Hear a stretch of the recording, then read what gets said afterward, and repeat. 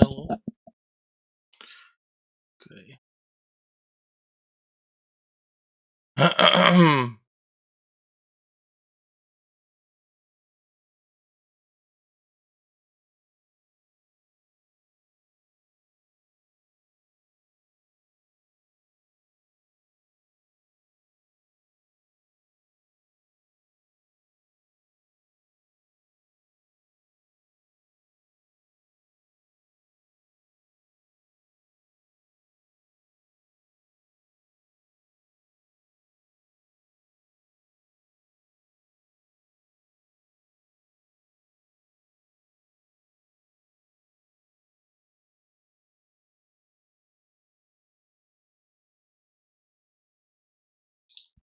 Fan and into this whole escapade. But then what?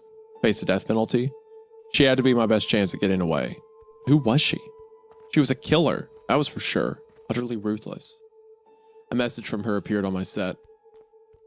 Sorry about all that. Had to hurry. Sorry, that was rich. I asked her where we were going. Upstate New York. What's there? Our objective. What's our objective? A way to defeat Q. Hard to explain. I wondered if she was insane. She was responsive and lucid, but she was also capable of murder. She would probably get rid of me as soon as she could. So you want me to come with you? I'd like it. I need physical help. You killed like 100 cops back there. The whole world is going to be looking for us. No, they won't. You don't think so? This isn't. Yeah, I kind of read that. No, I kind of read like she was like looking around, Likes being sassy. Yeah. No, they won't. You don't think so? This is in the feed realm. They take kills pretty seriously in the real world. I do too, but they'll be too busy to look for us. Busy with what? Q. What's Q gonna do? You will find out.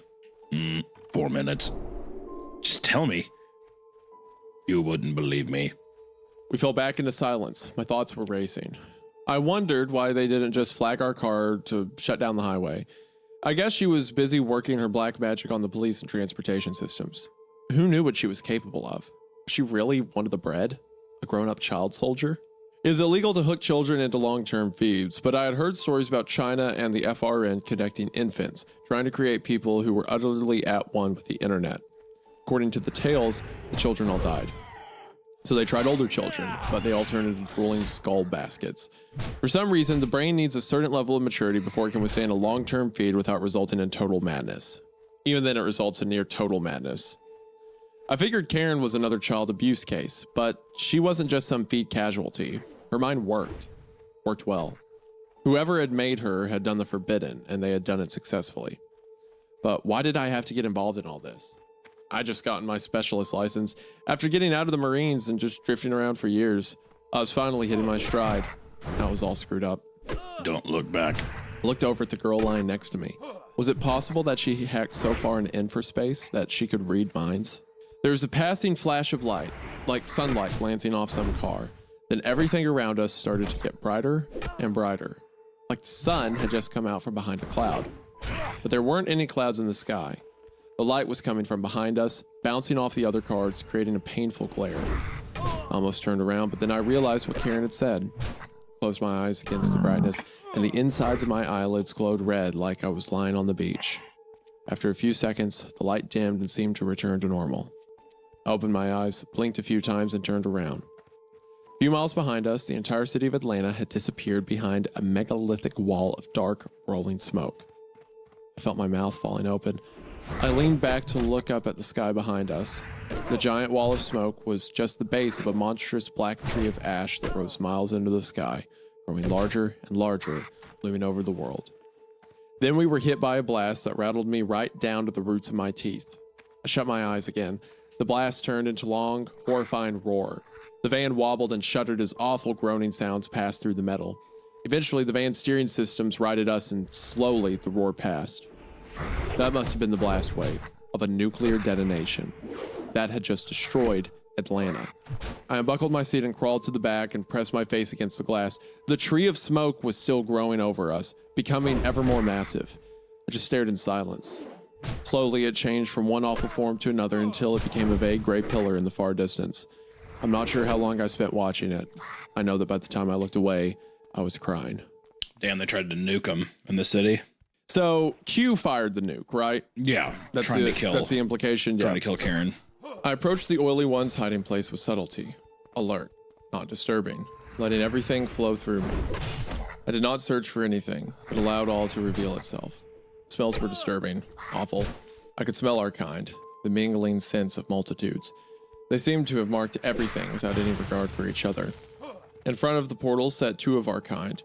They were monstrously round and swollen, their form distorted. Dull eyes followed me with curiosity as I approached. Even as I came within the dangerous range, they showed no interest. Was it a trap to bring me in close? They did not attack. I passed them and came to the portal, slowly. I pushed my head through the folding threshold. The inside was utterly bizarre, made of the mostly box-like shapes and arrangements I could hardly comprehend. There's no grass, no trees, nothing belonging to the form of the world. Instead, there were straight, flat shapes folded around to cover up everything, above and below, all sides. In the distance, some of our kind were walking around within this odd space, slow and swollen as the ones outside. The smell was worse than outside, even more confusing. I saw and smelled uncovered droppings everywhere. To not cover droppings was unsubtle. It was a moral outrage. Still, I pushed through the mortal and entered the space. The ground was hard and slippery and smelled of legions. Everything was silent, deeper silence than I had ever known. I knew now that I was cut off from the world for the first time in my life. I was alone. I moved forward. I wanted to shut out the smells and sounds, but I let them pass through me. I was terrified, but I let the terror pass through me. I wondered if I was being unsubtle, if I was disturbing the world, if I was inviting deadly misfortune. But I felt no insight on this matter. The answer would make itself known soon enough. As I moved deeper into the space, I came upon a giant oily one. I call her Angelica because she is Angelica. No doubt about it. Oh, she looks different this time, but I think Angelica will look different every time she comes to me. She is also much shyer this time. Such a shy little thing, but the way she moves, the pure, lovely way, there's no mistaking it. It's Angelica again. How wonderful, how lovely. Would you think I'm a silly old biddy if I started crying? Oh, if I got on my knees right then and there and started thanking God how he is great, how he has seen fit to bless me. I've been investigating this space, and gosh, I love it when it does that. Oh. Yeah, I love the switch ups too. Oh, it's so good. It's so fun. I've been investigating this space, and I found much confusion and monstrosity, but no answers. There is a single oily one which stays here, as well as many of our kind. All of them, the oily one and our kind, are monstrously swollen and distorted. The oily one is particular, reeks of corruption and disease and death. She cries to me like a lost whelp, but I keep my distance from her. I avoid the others of my kind as well. The space has many spaces within itself. Each of these spaces holds 1,000 mysteries. It is everything I can do to not be overwhelmed, to let the mystery flow through me. Darkness has come and left, and I am terribly hungry. The oily one comes to me with food, wonderful food, but I'm afraid to take it. Also, I want to say right now that the Victorian chick, 100% an oily one. And then she's seeing the guy walking in. Yeah. This is the same interaction from both perspectives. Yeah, the oily ones are basically living in that, like, Mother Horse Eyes has basically put them into a perpetual trance, I feel like. They're in a trance. They're hooked up on the LSD and all that stuff. In their mind, they're inside of an old Victorian house living together when I cannot know. All around me are forms I do not recognize. I must not look for anything. I'll simply become a part of this place and let the answer show itself to me. Angelica has been here for over a day, but she hasn't spoken to me yet. I think I understand why. The last time she came to me, I was the shy one. I was the one who was afraid of everything, afraid of the world, in despair because of the first time she left. Now I've been restored, and she is the shy one. It is my turn to help her, to give back. I've tried to give her some of our cuisine, but she hides. I don't think she's eaten anything since she found her way in here. Poor thing. Hunger forced me to come close to the oily one. Yeah, this is awesome. So yeah, maybe she is an oily one, Alice, because she was one of the children that was put in and then turned, you know? And And in her mind, she's opening up her door for others, when in reality, it's other people that are falling into the prey of the flesh interface and being ripped apart and made into, she's like to live inside of it. She's like a what is a Nephilim? Whatever. Nephilim. Yeah. Nephilim. The half angel, half human things is the one story described it. That's that's, reborn. What she is. Yep. Hunger forced me to come close to the oily one. She set down some food and I took it, keeping an eye on her. She has an awful fleshy face and giant pale eyes. She often sings like a bird. Abomination. It was the first time eating the oily one's food since my kitten died. Would this food kill me? Only time will tell. My form commanded me to eat, so I ate. The food was absolutely wonderful, as the oily one's food always is. I am trying to follow the art of subtlety, but there can be no subtlety in this unholy den of madness. I believe I've investigated almost every place within this giant place. There are many portals in here which lead to various small places. They open and shut in different configurations, but I have watched them carefully and gone into almost every small place and found no answers. But there's one place I have not yet gone. It is perhaps the only place yet unseen by me. It is the place where the oily one goes when darkness comes. I think she sleeps there. I heard her making strange singing sounds from within, frightening sounds. She keeps the portal closed at all times. It only opens for a moment when she goes in and out. I've tried to get a look inside, but have not been successful. I believe there must be some answer within this space. Everything has a form. Every form is a story.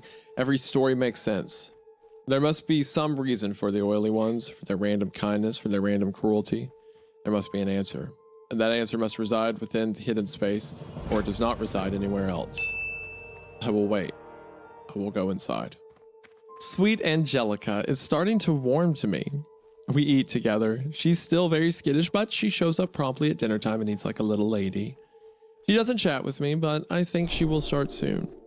I ask Linda Mercy Chowder to be Angelica's special little friend and show her around the house. Of course, Linda responds with, "Oh, madame, I'm too busy with my modeling career. Can't somebody else do it?" Meanwhile, the little strumpet flirts all day with Chester Barrington, but that's another story. The oily one came to me with food. I found myself crying out to her, as if I was a little kitten again, as if she was my mother. Okay, I had the suspicion. I haven't want to say it yet because I'm sure this story is already confusing enough for audiences, but I almost feel like our protagonist in this narrative is a cat. You think so? Because we had one earlier that was a dog, right? Yeah. The way it's like, oh, my little kitten, I lost my kitten, and they're talking about the oily ones and the other ones and ones of our kind. And maybe Alice is describing here like she opens her home to cats, and the Angelica she met that she was in love with was a cat with yellow eyes. So anyway, that's just a thought. Yeah. But when it says, as if I was a little kitten again, that made me think, okay, maybe that's actually correct. Because it was mentioned all the way back in like the 20s or teens that animals make it in and out of the portal fine, right? Like they can go in and come out and there's no issue. So maybe that's how our protagonist here is able to walk around inside of the interface, is because it's a cat, right? It's a street cat that can leave. As if I was a little kitten again, as if she was my mother. What happened to me? How could I regard this horrid creature as my mother?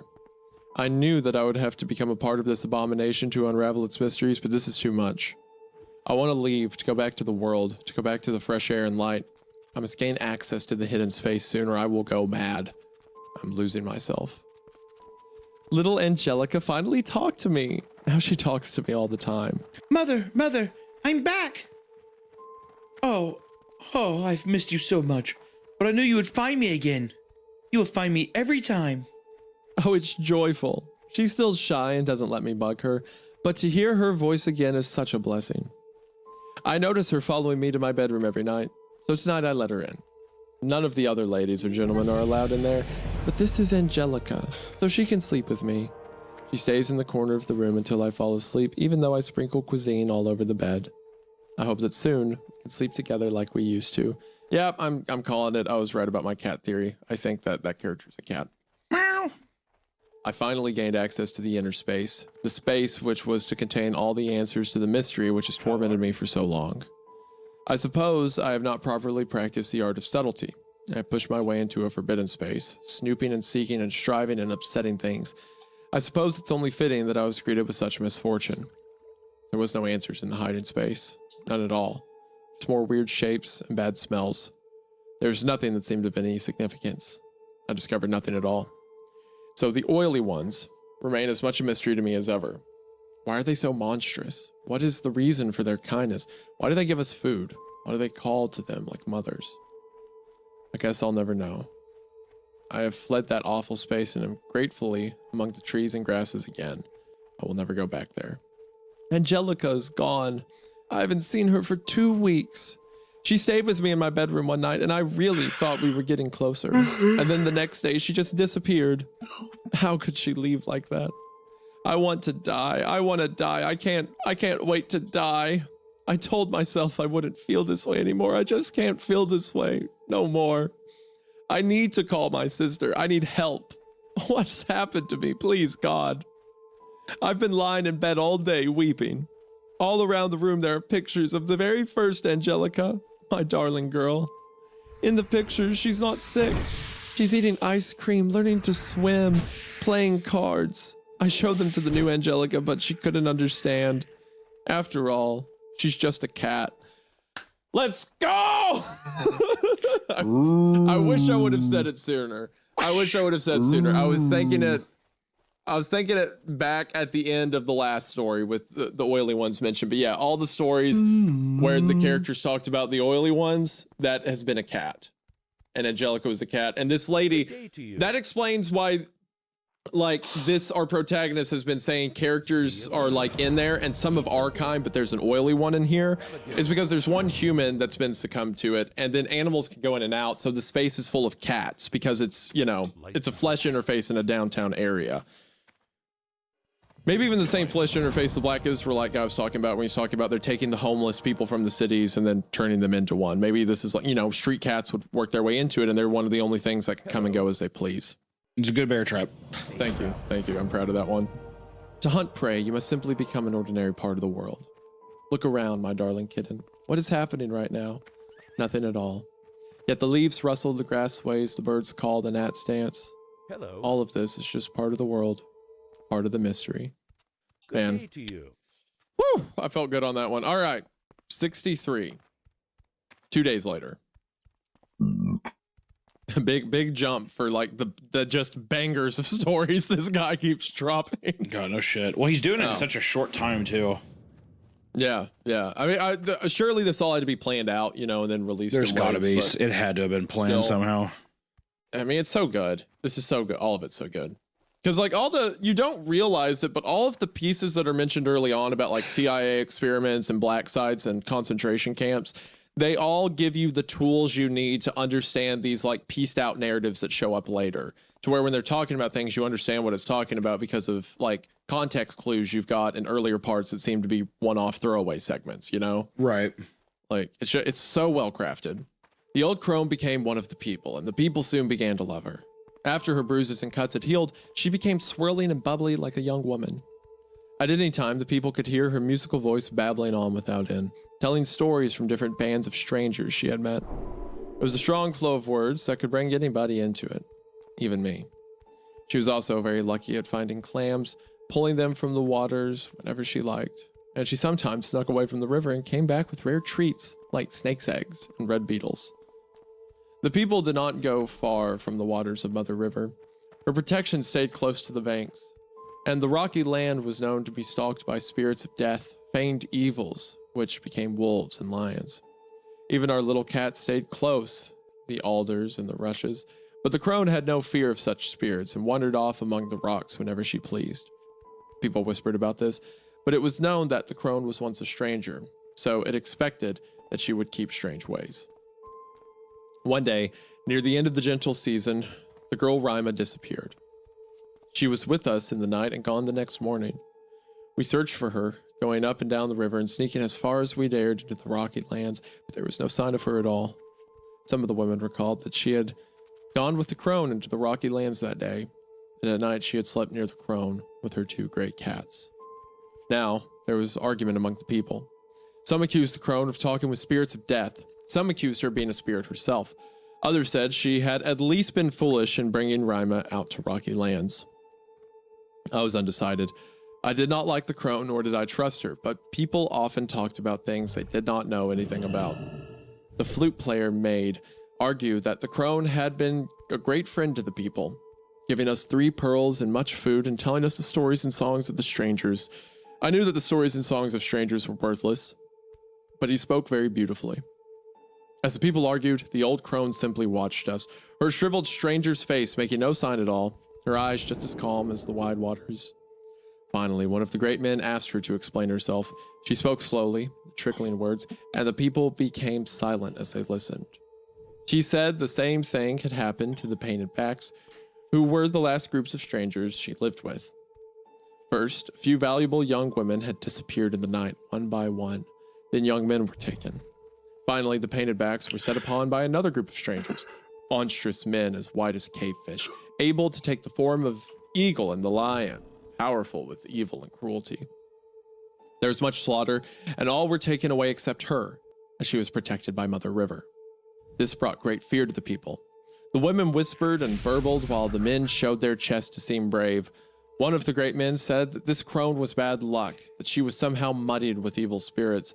She had brought disaster on the painted backs, and she would bring disaster on us. People agreed. Her journeys into the rocky land had tainted her with evil, and we must get rid of her. The crone said that the evil had not come from her and was not her fault. She said the evil came from Mother River herself. At this, the people became angry. Mother River did not bring evil. She brought the calms and the berries and the cleansing waters, but she did not bring evil. One of the people's great men picked up a rock to brain the crone for speaking against Mother River. Crone showed no fear. That the evil had not come from her. The Mother River brought both luck and evil. If we were to accept Mother's luck, we would have to accept her evil. But there were no ways to increase luck and lessen evil. She said that she had tried to teach these ways to the painted backs, but they had not listened and so were destroyed. Because they had not heeded her words, their lives and deeds ceased to flow and were dried up into dust. We all scoffed at this nonsense. Nothing like this was mentioned in the deeds of the fathers, so we argued about whether to brain the crone or drown her. In the end, it was decided that we would simply leave her behind. Many of the people grumbled and were unhappy. We left her there at a bend in the river. As we walked away, she made a sign of respect. I expected that she would ask for her pearls back, but she did not. So we argued about whether to brain them, staring into the waters. Later that day, we washed ourselves in the waters to rid ourselves of the evil that had tainted us. In the days that followed, Mother River seemed quiet and sad, without the pretty faces of Rima and the constant voice of the crone to keep her company. The people wondered if we had made the right choice. The flow of the river was hard to know, and nobody could see the cold depths under the glittering surface. But as the days passed and we finished the long song of tears for Rima, things became gentle again. Then another girl disappeared. It was the same as before, gone in the night without a sound. Now we knew we were being visited by evil. It was not just the old crone who was muddied by evil. Still, we argued whether the crone had brought the evil or not. So much could not be known, and these arguments flowed nowhere. One of the people remembered that the crone had spoken of a way to increase luck and lessen evil. What if she could prevent us from being destroyed like the painted backs? Now there were many arguments and threats, and one man almost drowned until he was saved by his women. It was decided that this evil was very powerful, and we would have to surrender to it or be destroyed. There was no choice. So whether the woman was lucky or evil, whether she was helping us or tricking us, we would go to her and do as she said. Killing her would not help. If she could bring evil from far down the river, how much easier would it be to bring evil from the other side of death, which is so close to life? No, we could go to her. I and another man were chosen to go back down the river and find the old crone. She was still at the bend where we had left her, staring into the glittering waters. She smiled as we came to her and asked what we must do. End of that one. I like that. I like that story too. That one's interesting to me. Yeah, I'm curious to see how the crone kind of keeps evolving in the group. All right, next one. Next day. 64. This is back to the addiction plot line, the guy talking about addiction, which I theorize may be the character from earlier or even our transcriber, but we'll see. If you are horribly burned in a fire, you can take drugs to relieve the pain. If you shatter your spine, you can take drugs to relieve the pain. If you're addicted to drugs and your life is turned to utter and total shit, you can take drugs to relieve the pain. That's how the trap works. Imagine if the only cure for burn pain was fire. Imagine if the cure for back pain was whacking yourself in the spine with a hammer. The drug addict is caught in an analogous situation. The only fast, reliable remedy for the psychological pain of drug addiction is drugs. There are other cures, a notable one is not doing drugs, but they are all slower and less reliable. Somehow, the lure of feeling better now overrides the hope of feeling better later. This is the basic mechanism of addiction. The behavior of an addict is perfectly logical in the short term and perfectly illogical in the long term. Because life exists in the long term, addiction is illogical overall. What is surprising is how easily addiction can ensnare people who are perfectly intelligent and self-disciplined. You can go to certain parts of any sizable city in America and watch drug addicts totter around, looking at their blighted faces, their filthy clothes, their total lack of self-regard. You would be forgiven thinking that they lack self-discipline. How could you think otherwise when a person can't be bothered to shower, much less get a proper job, or just stop smoking crack for more than a few hours? What else could you call it but a lack of self-discipline? Imagine the Nazi troops at Stalingrad, encircled by the Soviet troops, fighting against total annihilation. Would you look at these troops, these underslept, unshaven men in stinking, unwashed clothes, and accuse them of lacking self-discipline? Would you say, "Tut tut, these Nazis are an undisciplined lot"? Of course not. You would understand that their shabby state is not from a lack of self-discipline, but rather because they are concerned with other things, dire things. While there are several notable differences between Nazi soldiers and crackheads, the same principle is in effect for both. For both, there has been a terrible reordering of priorities. The showering, the clean clothes, the job, all of these become secondary to fast access to the drug.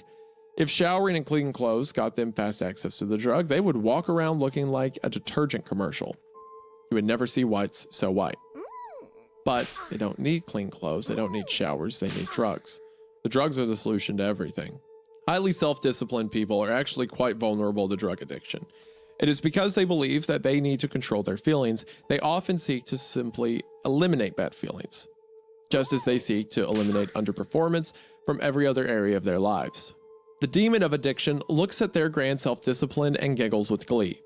It knows that it will be precisely this self-discipline that will bring them to heal. They will self-discipline themselves right into total obedience to the drug. As an example, look at Prince and Michael Jackson. Were they self-disciplined? Definitely. The world has hardly been such self-discipline. They were obsessive workaholics, devoted to their careers, and they propelled themselves to the very pinnacle of professional success. They both knew the dangers of drug addiction and fastidiously avoided drugs. Keep in mind, avoiding drugs in the 80s Hollywood must have been like avoiding water in a swimming pool at the bottom of the ocean.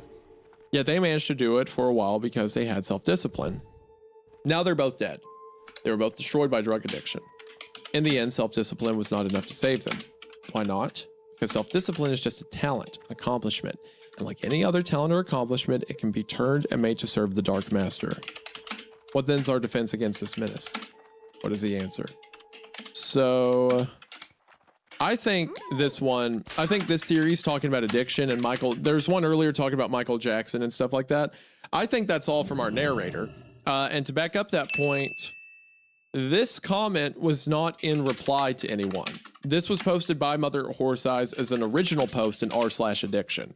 So I think this is the transcriber of everything talking about his own stories with addiction, which of course relates to LSD and getting all these memories and stuff like that. Yeah, I could agree with that. All right, so now we're on to the 65th post 2 days later. Simply appeared in the primitive infraspace one day, like a hungry lion showing up on the edge of a village. Over the course of a few hours, it breached a multitude of hardened systems, going where it wanted, taking what it wanted, seemingly capable of breaking any form of crypto. Then it disappeared. That was in 1991. More than a decade passed before it was seen again. By the time it reappeared, it had already become something of a legend, in the sense that people scarcely believed it had ever really existed. Most experts had convinced themselves that the original episode wasn't what it appeared to be. Prime factorization techniques were still secure, that the attacks had actually used fairly mundane techniques. But it came again, and it did as much as it had done before, this time on a larger scale. One commensurate with the more highly developed state of the infraspace. Nobody could really be sure this was the same entity responsible for the original attacks. It was only known that both sets of attacks involved the same, almost magically advanced capabilities. Now, at least, we knew we were dealing with something real.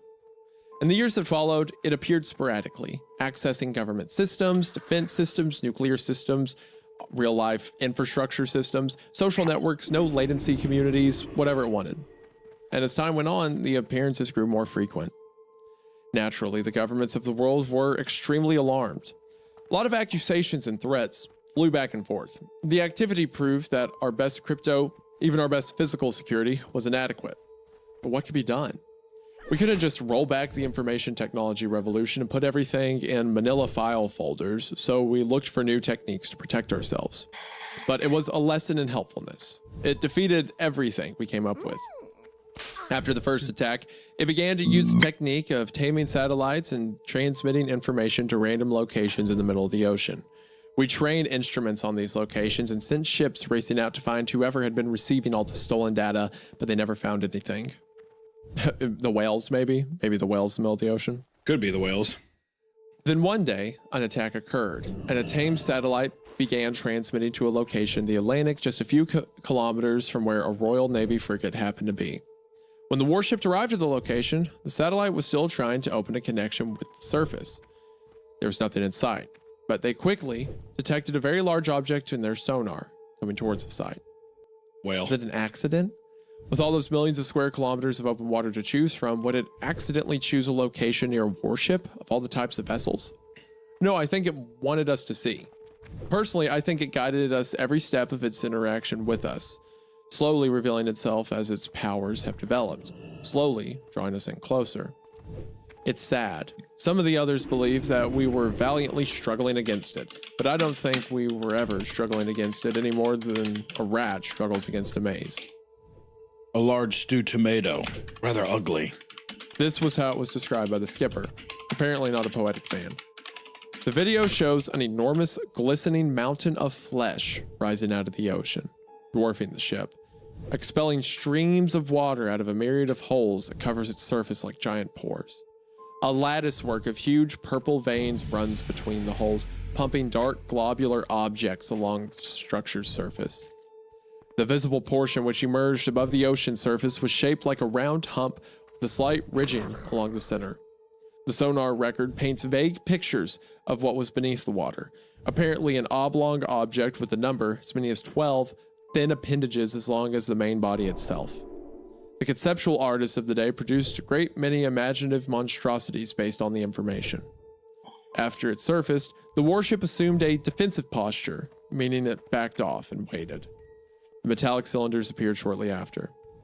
They were much smaller than the Iwo Jima or Novaya Zemlya cylinders, but much more segmented, with thousands of cubic portions flickering in and out of existence like bad pixels. It lasted for 3 minutes and 13 seconds before vanishing as suddenly as they appeared. A moment later, the fleshy mound expelled an enormous geyser out of what was apparently air and seawater, like a whale blowing out of its blowhole and divided beneath the surface. The warship attempted to give chase, but was unable to track the object on sonar. It seemed to fragment and disappear. Eventually, the warship returned to the site and took samples of the water. Mixed amongst all the random plankton and fish cells, there was a fair amount of human DNA. In fact, we were able to trace some of it to specific people, and this was how we proved conclusively that this creature, later to be called a skin ship, was related in a literal sense to the so-called Arctic portal, which was actually underwater several hundred kilometers away from Arctis, Antarctica. So in the end, it turned out we had built it. We had built Q. Ah, shit.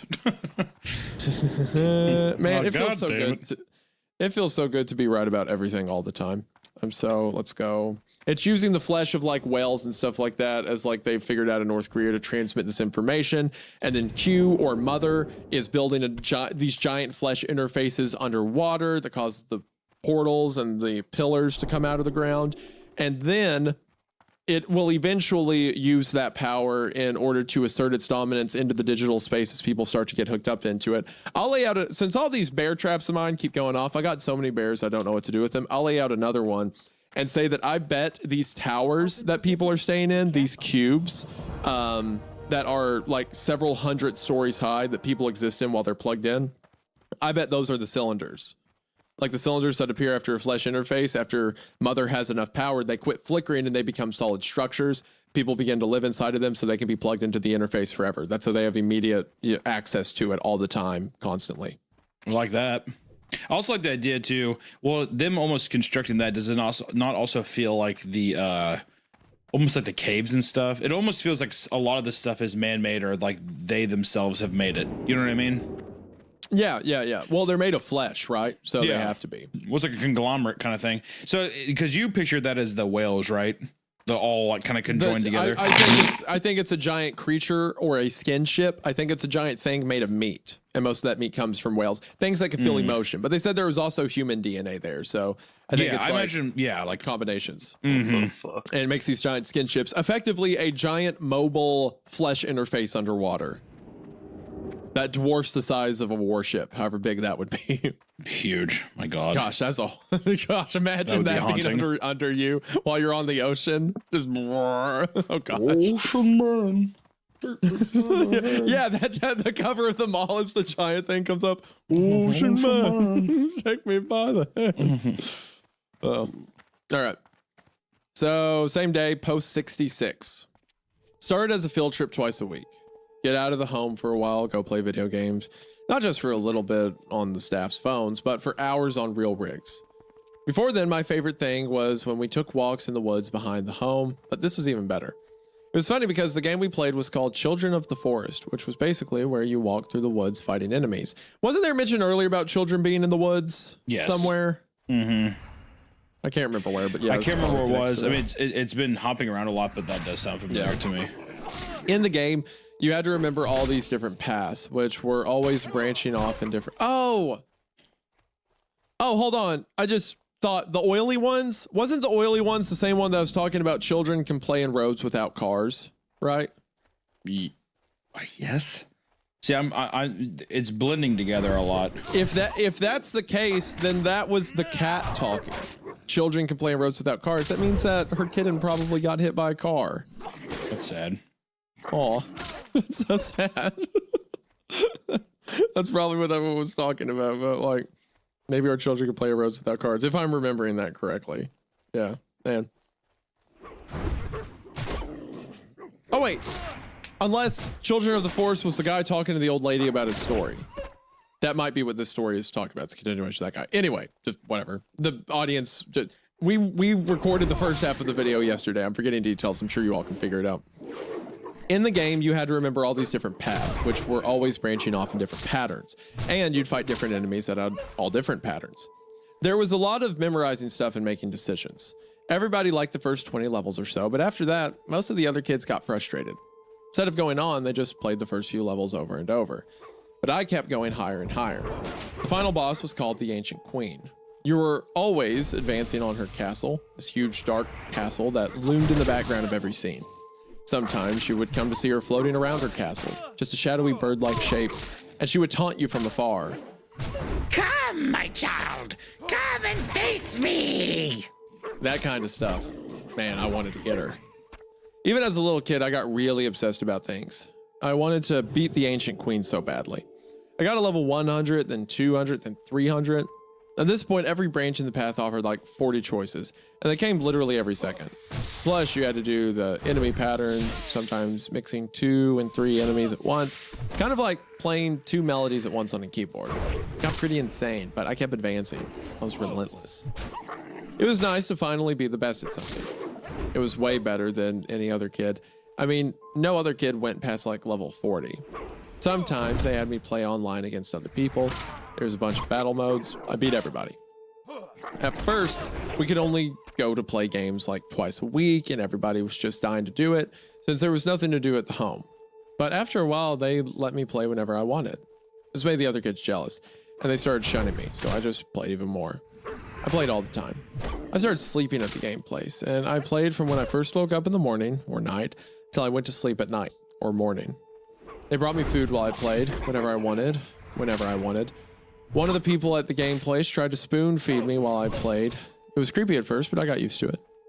I'd pretty much gotten used to the fact that whenever something was really fun, adults would come in and take it away or tell me not to do too much of it, or something bad would happen and it would be destroyed. So when they told me I could play this all I wanted, it was like the ultimate freedom. Ultimate freedom. Funny that. I remember lying in bed one night and I heard the theme music down the hall in the game room. The game was so fun, but kind of cheaply made, and it had this chintzy flute music that played over and over. I heard it now in the middle of the night and wondered who was playing, since I was the only kid there and the doctors never played it. So I got out of bed and snuck down the hall to see who it was. The game place was kind of creepy, with all wide halls and everything smelling like plastic. And I was a little scared since I was only 8 at the time. When I got to the game room, it was totally dark. Nobody was there. The music seemed to vanish. It all been in my head. That's how much I played it. I was obsessed with that damn ancient queen. She was like this huge mythical creature in my mind. In the game, she only had like a dozen taunts, and I must have heard each one hundreds of thousands of times. They were burned into my brain. When I was on the high levels and everything was flying at me at once, I kind of just cleared my mind and let my hands play the game. That makes sense. In these times, I would daydream about the ancient queen. What would it be like when I finally faced her? What would she look like? What would happen? It's strange, but sometimes I imagined her as looking like my mother. Strange face that I barely remembered. Yep. After, oh, Queen! Q! Duh! Yup. We built Q in the game, Queen. Yeah, okay. After a few months, they gave me the surgery to install my direct sense jacks. After playing the direct sense games, I forgot all about the children of the forest and the ancient queen. I had found a beautiful, wonderful world where I was powerful beyond belief. I wasn't just some little girl who lived in a home and didn't have any friends.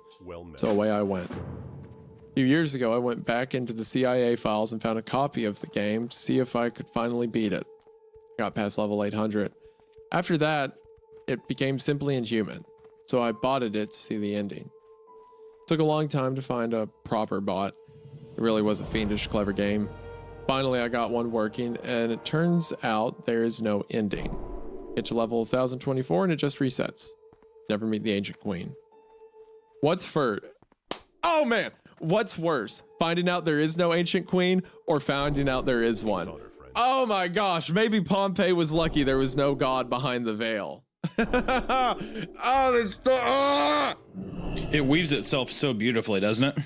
Oh, it's so I didn't even see it coming, but yeah, the whole thing, the fighting your way through the levels over and over thousands of times. What's worse, that there is no ancient queen, or that, oh, and it harkens back to like the religious themes the story set up and the themes of like technology. Should we even have access to this kind of tech?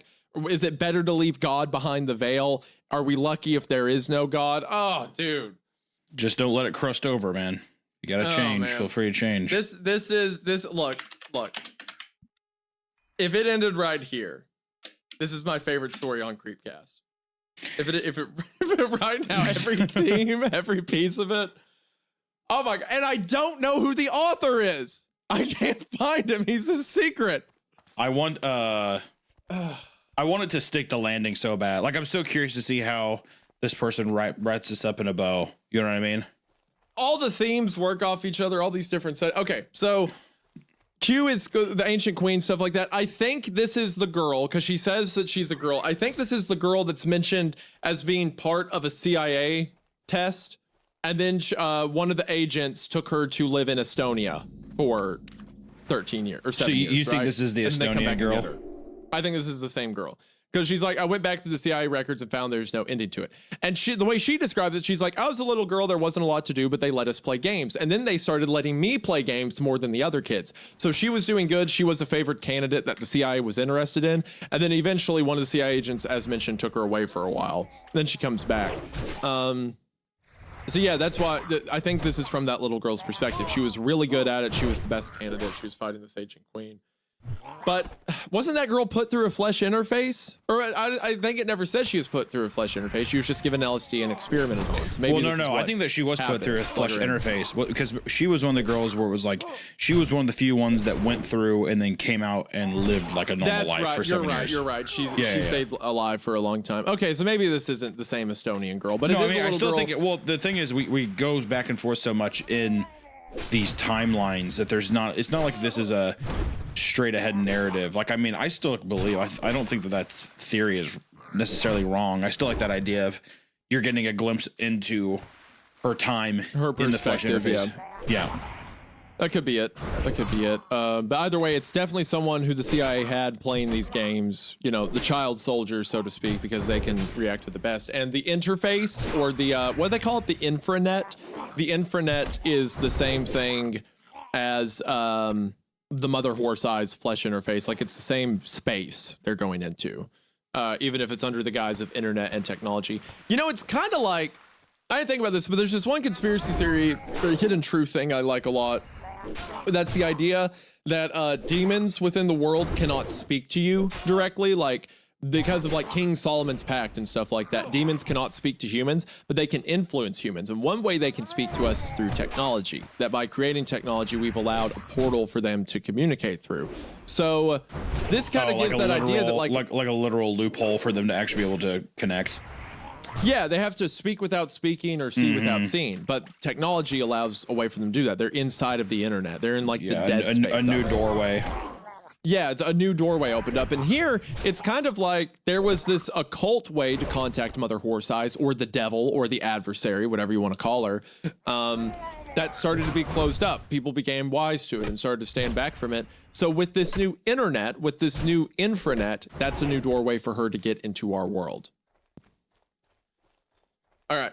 Oh man, gosh, I'm gonna have to start standing up and pacing for this. I'm just like, I might, after this is over, I might have to make a main channel video about this series. I mean, I don't see why you wouldn't. I mean, it's right up your. This is so right up your alley of the content that you make on YouTube. This is. I'm having my Ryan Gosling moment. This is literally me. Oh gosh. Okay. All right. 67th post made same day. Society is built on interfaces. You take a complex thing, put it inside a sturdy box, and put some simple buttons on the box so that people can use the thing inside.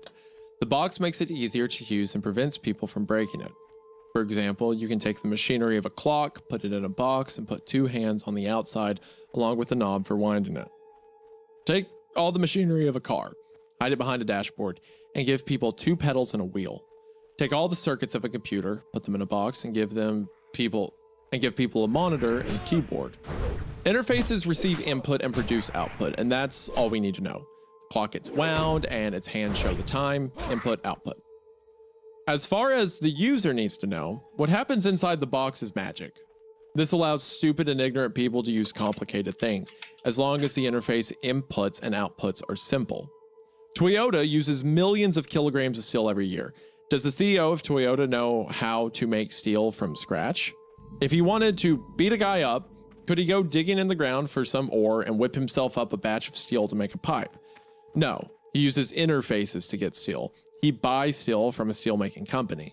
Except he doesn't personally go down to the steelmaking company with a bag full of yen saying how much for 1,000,000 kilos. He uses a bank. Except he doesn't even personally go to the bank. He has a subordinate who does it for him. All these people and institutions are interfaces he can use. He employs a system of layered interfaces, both metaphorical and literal, to control things he doesn't really understand. We all do. The point is this: don't go messing with the CEO of Toyota. I assure you, he could get his hands on a steel pipe if he wanted. The word interface refers to the input and the output, but it also refers to the box. We think of interfaces as existing in order to give us access to things, but they're also there to hide things from us. The idea that some things are better off hidden. Everything will go along fine so long as a certain input produces the expected output, but when this stops happening, we have to open the box and see what's inside. Sometimes we don't like what we find. Okay, that sounds to me like it is talking about the exact thing I mentioned before I started reading that story about the demons allowed, or like Mother allowed to speak to us through the computer, through the other side. Yeah, well, the story feels like it's starting to really unveil the idea of, once again, like, ignorance is bliss, you know? That kind of idea, like knowledge, like the knowledge is the death of purity in a weird way, like, or knowledge is the death of innocence or something. And I think that like people, because of their greed and because of their like never-ending quest for knowledge or for even answers, is opening up things that were never meant to be uncovered. You know, which I will say, I know people want me to say it. It is very Lovecraftian in that way. It is. It is. Well, if you think about it, that's kind of the essence of any horror or really story involving God or powers beyond our understanding, right? Unknown. The idea kind there's of something forces. out there that we're just like the after effects of. We're just the side effects, right? We're far off from the truth of it. It's like, hey, maybe Pompey was lucky that God wasn't behind the veil. You know, what a great metaphor to set up early on for the entire story, right? Oh yeah. In several different ways, though, they feel like they've been able to talk about it and unveil that kind of like, because the thing too is like the story is touching on the same theme in different ways, but it does it in a way where every time I feel like it's reassuring, or it's like kind of reaffirming what the theme is, just in clever, fun ways. Like it never feels repetitive in that way. You know what I mean? Yeah. It keeps it fresh. It's like I'm reminded of them in a good way. Like they've only said the Pompeii thing once, or I think maybe another character or narrator said it a second time, but every other time it's been something else. Like maybe I'm lucky that the queen wasn't there at the end of, you know, the game I was playing. Stuff like that. It's the same idea, just reverberated through different generations. We keep making the same mistakes again. Gosh, this story's so good. Okay. I'm actually kind of upset with myself that I heard about Mother Horse Eyes before, which again, Mother Horse Eyes, like that being the name of the series, and it contains all of this. I'm almost mad at myself for hearing about it forever and being like, yeah, I'll check it out one day. Like what a fool I was. Yeah. Well, wait, to be fair, child. whenever I was thinking about reading this a while ago, but then you see the length of it and you're just like, you need to like find a time to like kind of really sink into it. So, and also that's like the other great thing about this podcast is just being like, fuck it, let's just read it. You know, it gives us an excuse, like a plausible way to give so much time to reading something like this in the middle of a work day. Yeah. Thank you guys for watching and letting us do this stupid job for a living. It means a lot. Yeah. Oh. All right. So same day, I think, May 25th. Yeah, this entire story is taking place in like a month. May 25th, 68th post. We're reading all this, but literally, guys, the guy's been writing for maybe, I think, like 2 weeks. Yeah. Or something. It's ridiculous. Okay. When the old crone told me how to get rid of the evil. Okay, back to that story. When the old crone told me how to get rid of the evil, I said the names of my fathers, all of them in a row, and I spat on the ground. It was too much to bear. I had been told to bring the crone back to where the people were camped, but I wanted to hold her down in the water of the river and be done with her. She said that we must wait for the next moonless night, then lead one of our young women deep into the haunted rocky lands.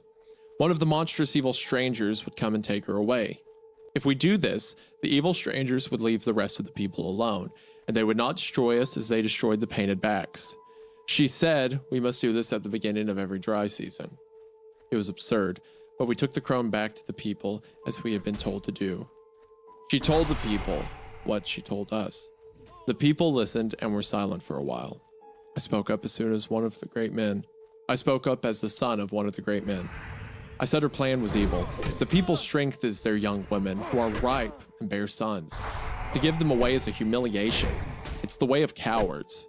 When we make war against strangers, do we not take their young women for our own? We should make war against these evil strangers. We should set up a night watch, and when the evil strangers come to us, sneaking in like cowards, we should slay their men and take their women. This is the way of the fathers. This is among the deeds. Many of the people agreed. Even though my words were clumsy, they still had the flow of truth. However, some of the great men seemed irritated, because I spoke first, even though I was not a great man myself. One of my uncles asked the people if the painted backs were cowards. Were they not at least as numerous as the people? Were their men not strong? Did they not join us in war against the vile grub eaters and fight like lions? Yet they had been entirely destroyed by the evil strangers. It was not the act of a coward to prevent this. The people had many ripe young women, and just one was not too much to give away. To go against the flow of a powerful evil like this was unwise. It would bring destruction. This led to much arguing among the people. Nobody knew what to do. I became angry. I shouted that the crone was a witch trickster. She had probably kidnapped the young girl Rima and sold her as a slave. I said my uncle was a fool.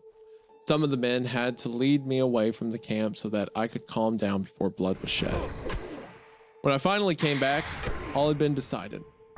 On the next moonless night, Crone would lead Rima's younger sister, Rona, out to the Rocky Lands. I was outraged, but did not say anything. People were decided, and I could not go against them. Then Maid, the flute player, spoke up. He said that it was cruel to send such a young girl out to the Rocky Lands to be taken away by evil. She would never see her mother and father again, nor the people, nor Mother River herself. Many beautiful and flowing words, he begged the people to change their minds. Now the arguing began again. People were decided. Some of them lamented for Rona. After Maid's words, I felt an opportunity. I asked the great man if I could go with Rona and the crone to the Rocky Lands. I would make sure that the crone was not tricking us and face the strangers to see if they were as the crone had said, monstrous men as white as cave fish, or if they were just ordinary men. I was sure that the crone was trickster and that the evil strangers were just a lie she was telling.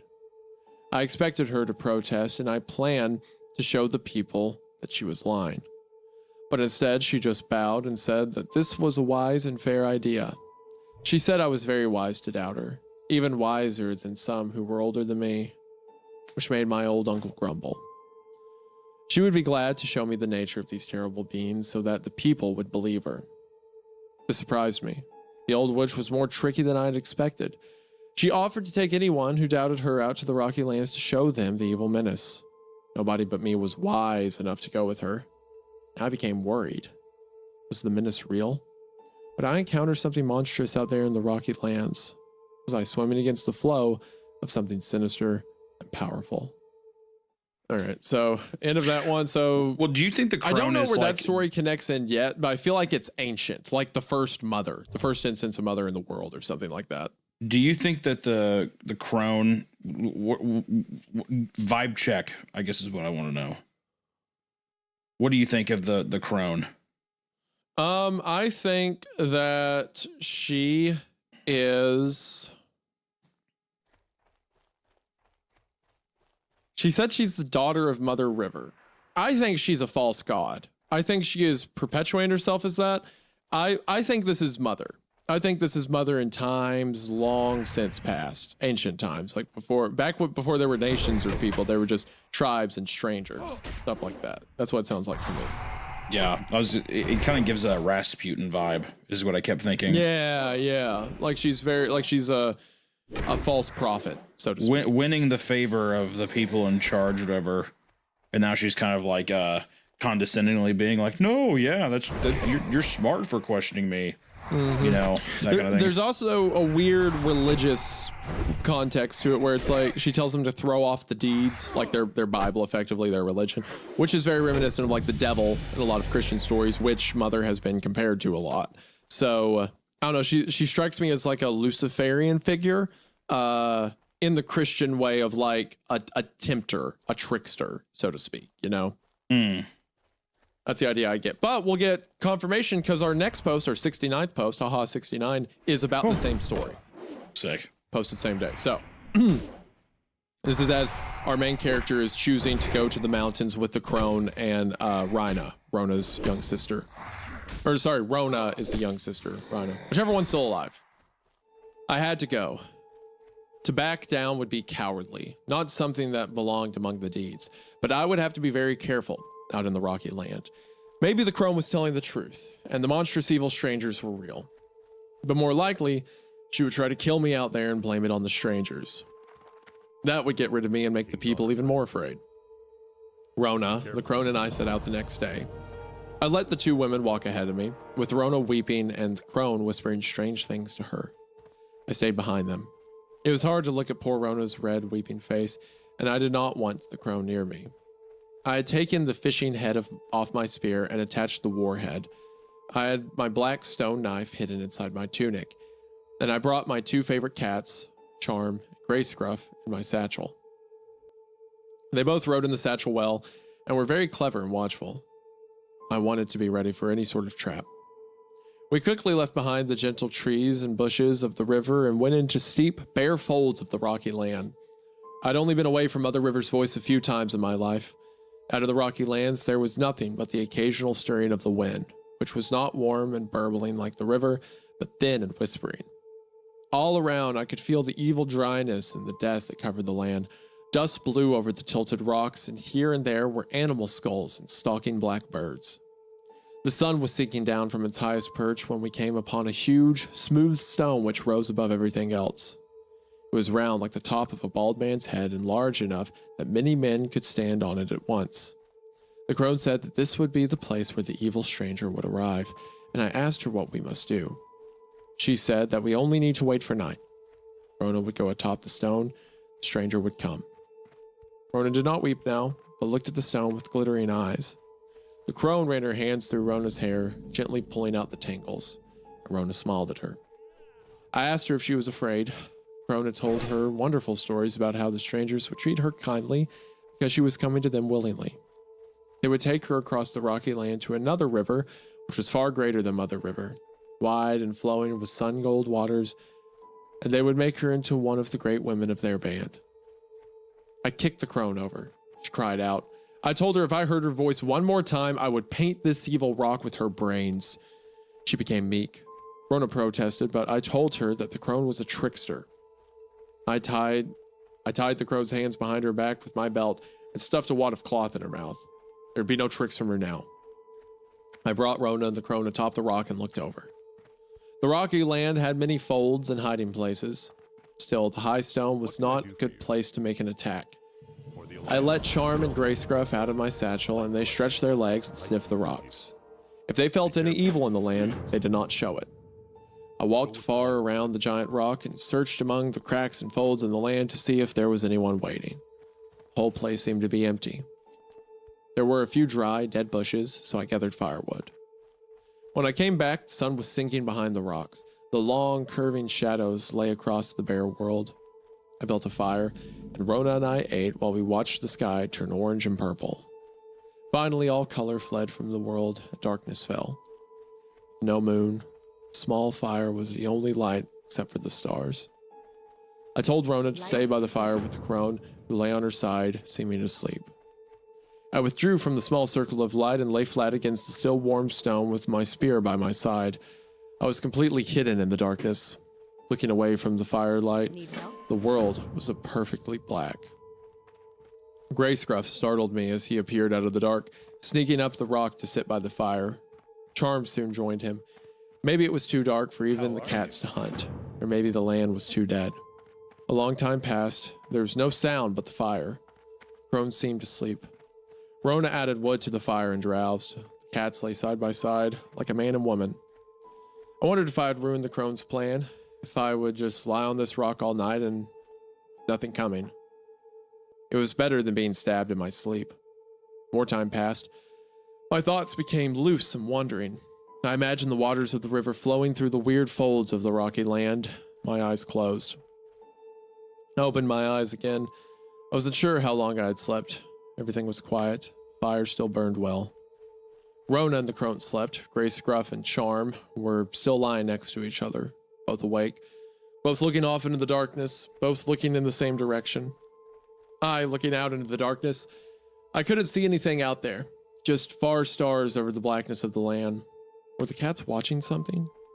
Their eyes were wide. I found myself slowly wrapping my hand around the shaft of my spear.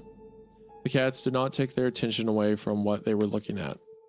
Maybe they had both heard noise, a pebble falling somewhere. Grayscruff slowly, carefully got up, keeping its gaze fixed. Charm did the same, pulled my spear close and gripped it tight. The cats both jerked their heads slightly in the same direction, following something. Something was out there. It was close. I pulled my knees up under myself and held my spear with both hands. I listened to every noise. Everything was around me. I knew I was outside the light of the fire. I would hear anybody coming up the rock. Still, I wished desperately that I could see what the cats saw. It was awful to not know. Charm and Grayscruff crouched and turned their bodies, ready to flee, but still watching the thing in the darkness, their wide eyes glowing in the fire. Slowly, they raised their heads, following the thing up and up until they were looking almost straight up. They must have been watching a bird. That was the only thing that could be that high. I let out a relieved breath. A gust of wind made the fire shudder. The cats both jumped, scrambling off into the darkness. Rona screamed. It landed just in front of her with a flap of wings and a gust of wind that scattered the fire in a spray of sparks. I was on my feet, holding the spear out. The brightly burning pieces of wood showed its shape like a giant pale man with huge wings instead of arms. It stood for a moment with its wings spread, far larger than any bird, but with no feathers like a bat's. The firelight shined through the thin wings, showing the creature's long bones and the streams of blood that flowed under its skin. It turned to look at me, and I realized that the scattering of the fire had brought me into the light. It could see me. My war spear felt like a frail little stick in my hands. Its face was like a rock lion's, but with an awful black teeth and huge filmy eyes. It was just as the crone had said. She had been right all along. Man. Oh gosh, dude. It almost seems like she's like a witch or something, right? Like some It's kind like of a like giant witch. It's the same creature that was described in the game, right? the queen, right? The queen, yeah, which I still think is probably one of the earliest iterations of Mother Horseeyes.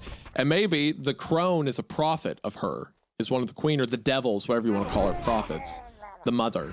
It's a piece of her. Oh gosh, man. Just the writing is so well. The horror of being by a campfire and you have two cats and they keep looking up. Like, what an effective tool. The idea of both of them tracking something in the darkness and they go too high for it to be anything possible. Oh, man. Well, yeah, I like the idea of them sitting there and it's like you kind of lower your guard because, like, oh, they're just looking at a bird. And it's like, no, it's a giant bald man with wings. Whatever. Have fun. Every aspect of this story works so incredibly well, man. Okay, well, I was going to talk about more, but the next part is still this story. It's a continuation of it. Yeah, we just got to keep rolling. Okay, next run. 70th post. Rona had fallen back onto the ground and the evil thing stood over her. It was far taller than a man, but very thin, with a waist hardly bigger than a cat's and legs like a mantis. As I stood there with my spear in my hands, the flaming wood lines scattered all around me. Looking at this thing in the shifting darkness, it seemed less and less like a man and more like an animal, one of the sneaking, starving animals of the rocking land. It folded its wings behind itself and its teeth shoveled in its mouth like a spider's. Rona was screaming, a horrible sound reeking off the stones. I knew what the spear in my hands was for. I knew what I must do, but I could not move, and I was held in place by an evil cowardice. The thing crouched over Rona, and its cock rose from between its legs, very thin but longer than any man's. It's separated into many different parts, like the petals of a flower opening, like a man spreading his fingers apart.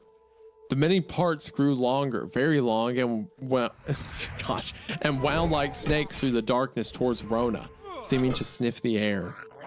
They found Rona's body and went inside her mouth and nose and ears and in between her legs. Her screams ended at once, and the snake-like parts lifted her body into the air. Oh my gosh, dude. Many seasons ago, shortly after I became a man, I had killed a rock lion while it was at the river's edge, watching the waters for fish. I had simply found it there below me as I came to the edge of a small cliff. All I had to do was leap down and drive my spear through its shoulders, and it was dead.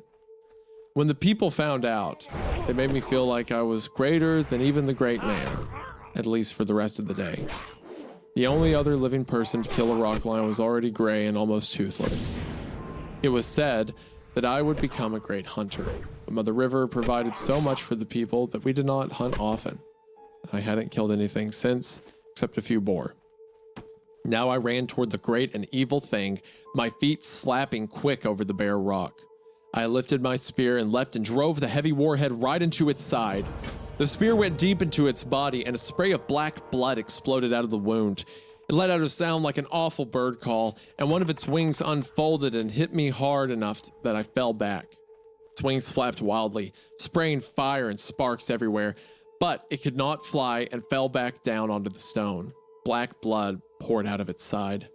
I pulled Rona away from it, but she was limp and moaning, and the awful snake-like things were still inside her. I pulled them out one by one, but they were sharp, cut my hands, and they came out of her body covered in red blood. When I'd freed her, I took her up and grabbed my spear and slid down the side of the rock and stumbled through the blackness until I found a ridge of rock to hide behind. There were a few bits of fire left on top of the rock, but they soon went out. I was in total darkness except for the stars above, clinging to Rona, who made no more sound. I waited there in the utter blackness. Rona did not stir, and I felt the warmth slowly flow from her body. By the time the first gray light of morning came, she was dead. As soon as I could see well enough, I went back up to the top of the large rock. The thing was lying there, its wings spread wide and coated with black blood. It had bled enough to cover the entire top of the rock with blackness, which had dried and become thin flakes that blew away in the wind after I stepped on them. With my spear gripped tight, I approached it again. Its body was the same sort of pale color as the morning sky and was covered in tiny glistening hairs. The mouth was like a spider's, with sharp black teeth. Its cock had become just a shriveled little thing, with no signs of the long snake-like parts. I went down the rock again to where I had left the crone. She was gone. My belt lay in the dust, sawed in half. Maybe it was just as well. I did not want to see her again. I called for Charm and Grey Scruff, but there were no sign of them. I left the evil rocky land as fast as I could.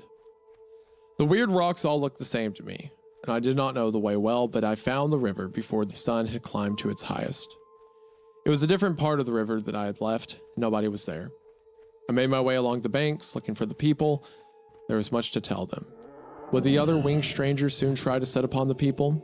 Would we have to make war against them? If it must be so, then let them come. Could have been killed like any other men. The sun was still above the trees when I first saw men walking along the river. Their faces the normal color of sandy river mud, not the evil white of the winged stranger. I called to them happily, called the names of the fathers, but they did not answer. I came closer and saw that these were not the people. I took my spear in both hands. These men were painted backs. Stood silently by the river, their war spears in hand, signs of victory and triumph painted on their chests in bright blood. They watched me with strange, filmy eyes. Man, that part about the creature attacking her with like the long tendrils that go inside of her. It's very phallic, but it's it's reminiscent of like a rape, right? But it ties into the themes of like the mother and like pregnancy, and then the flesh interfaces looking like wombs and like a uterus crawling to that birth new people out of them, stuff like that. Well, I immediately thought of the winged creature is an angel coming down to inseminate a woman, like breeding with humans. Oh, duh. Yeah, you're so right. Yeah. The image. Oh my gosh. Yeah, you're right. I'm dumb. Yeah, because it talks about like the Nephilim, like these creatures, like they're the Nephilim, the half human, half angels. It's not like holy angels from heaven. It's like fallen angels, like Lucifer, like the mother is, or even how the devil, how we perceive angels and stuff. I mean, it's just these divine beings coming down and like, you know, and that's also why this like person, the crone, whatever, would be so enticed to be like, you have to like give an offering. They need to like basically reproduce or have their offering for them, and it feels like a religious ceremony, you know? Yep. The first ones that came, because it's assumed that like in the Nephilim, it's like, oh, it was like a consensual, you know, bond between the daughters of men and the sons of God, you know, the angels. But it's like, what if it was the fallen angels? What if it was the demons who forcefully did it? And that's where these Nephilim, these half things came from that we see affected throughout history. The same things just described then and then in the future and stuff. Like, yeah, you're right. 100%. It was a forced creation of these new creatures, and they watched with strange filmy eyes. It sounds like the same filmy eyes as like the oily ones or the people that are in the like subjected to the flesh interface. Like they've already had their effects on the painted backs, whoever that may be. Yeah, I mean, I almost think it's a demon or something, because it's very reminiscent of that scene in Evil Dead when the branches of the tree kind of uncoil and they go inside the person. It's less about it's almost like a rape, but it's also like a form of possession or something. Yeah, you know? yeah, like the full using of one's body and the taking of it. Yeah.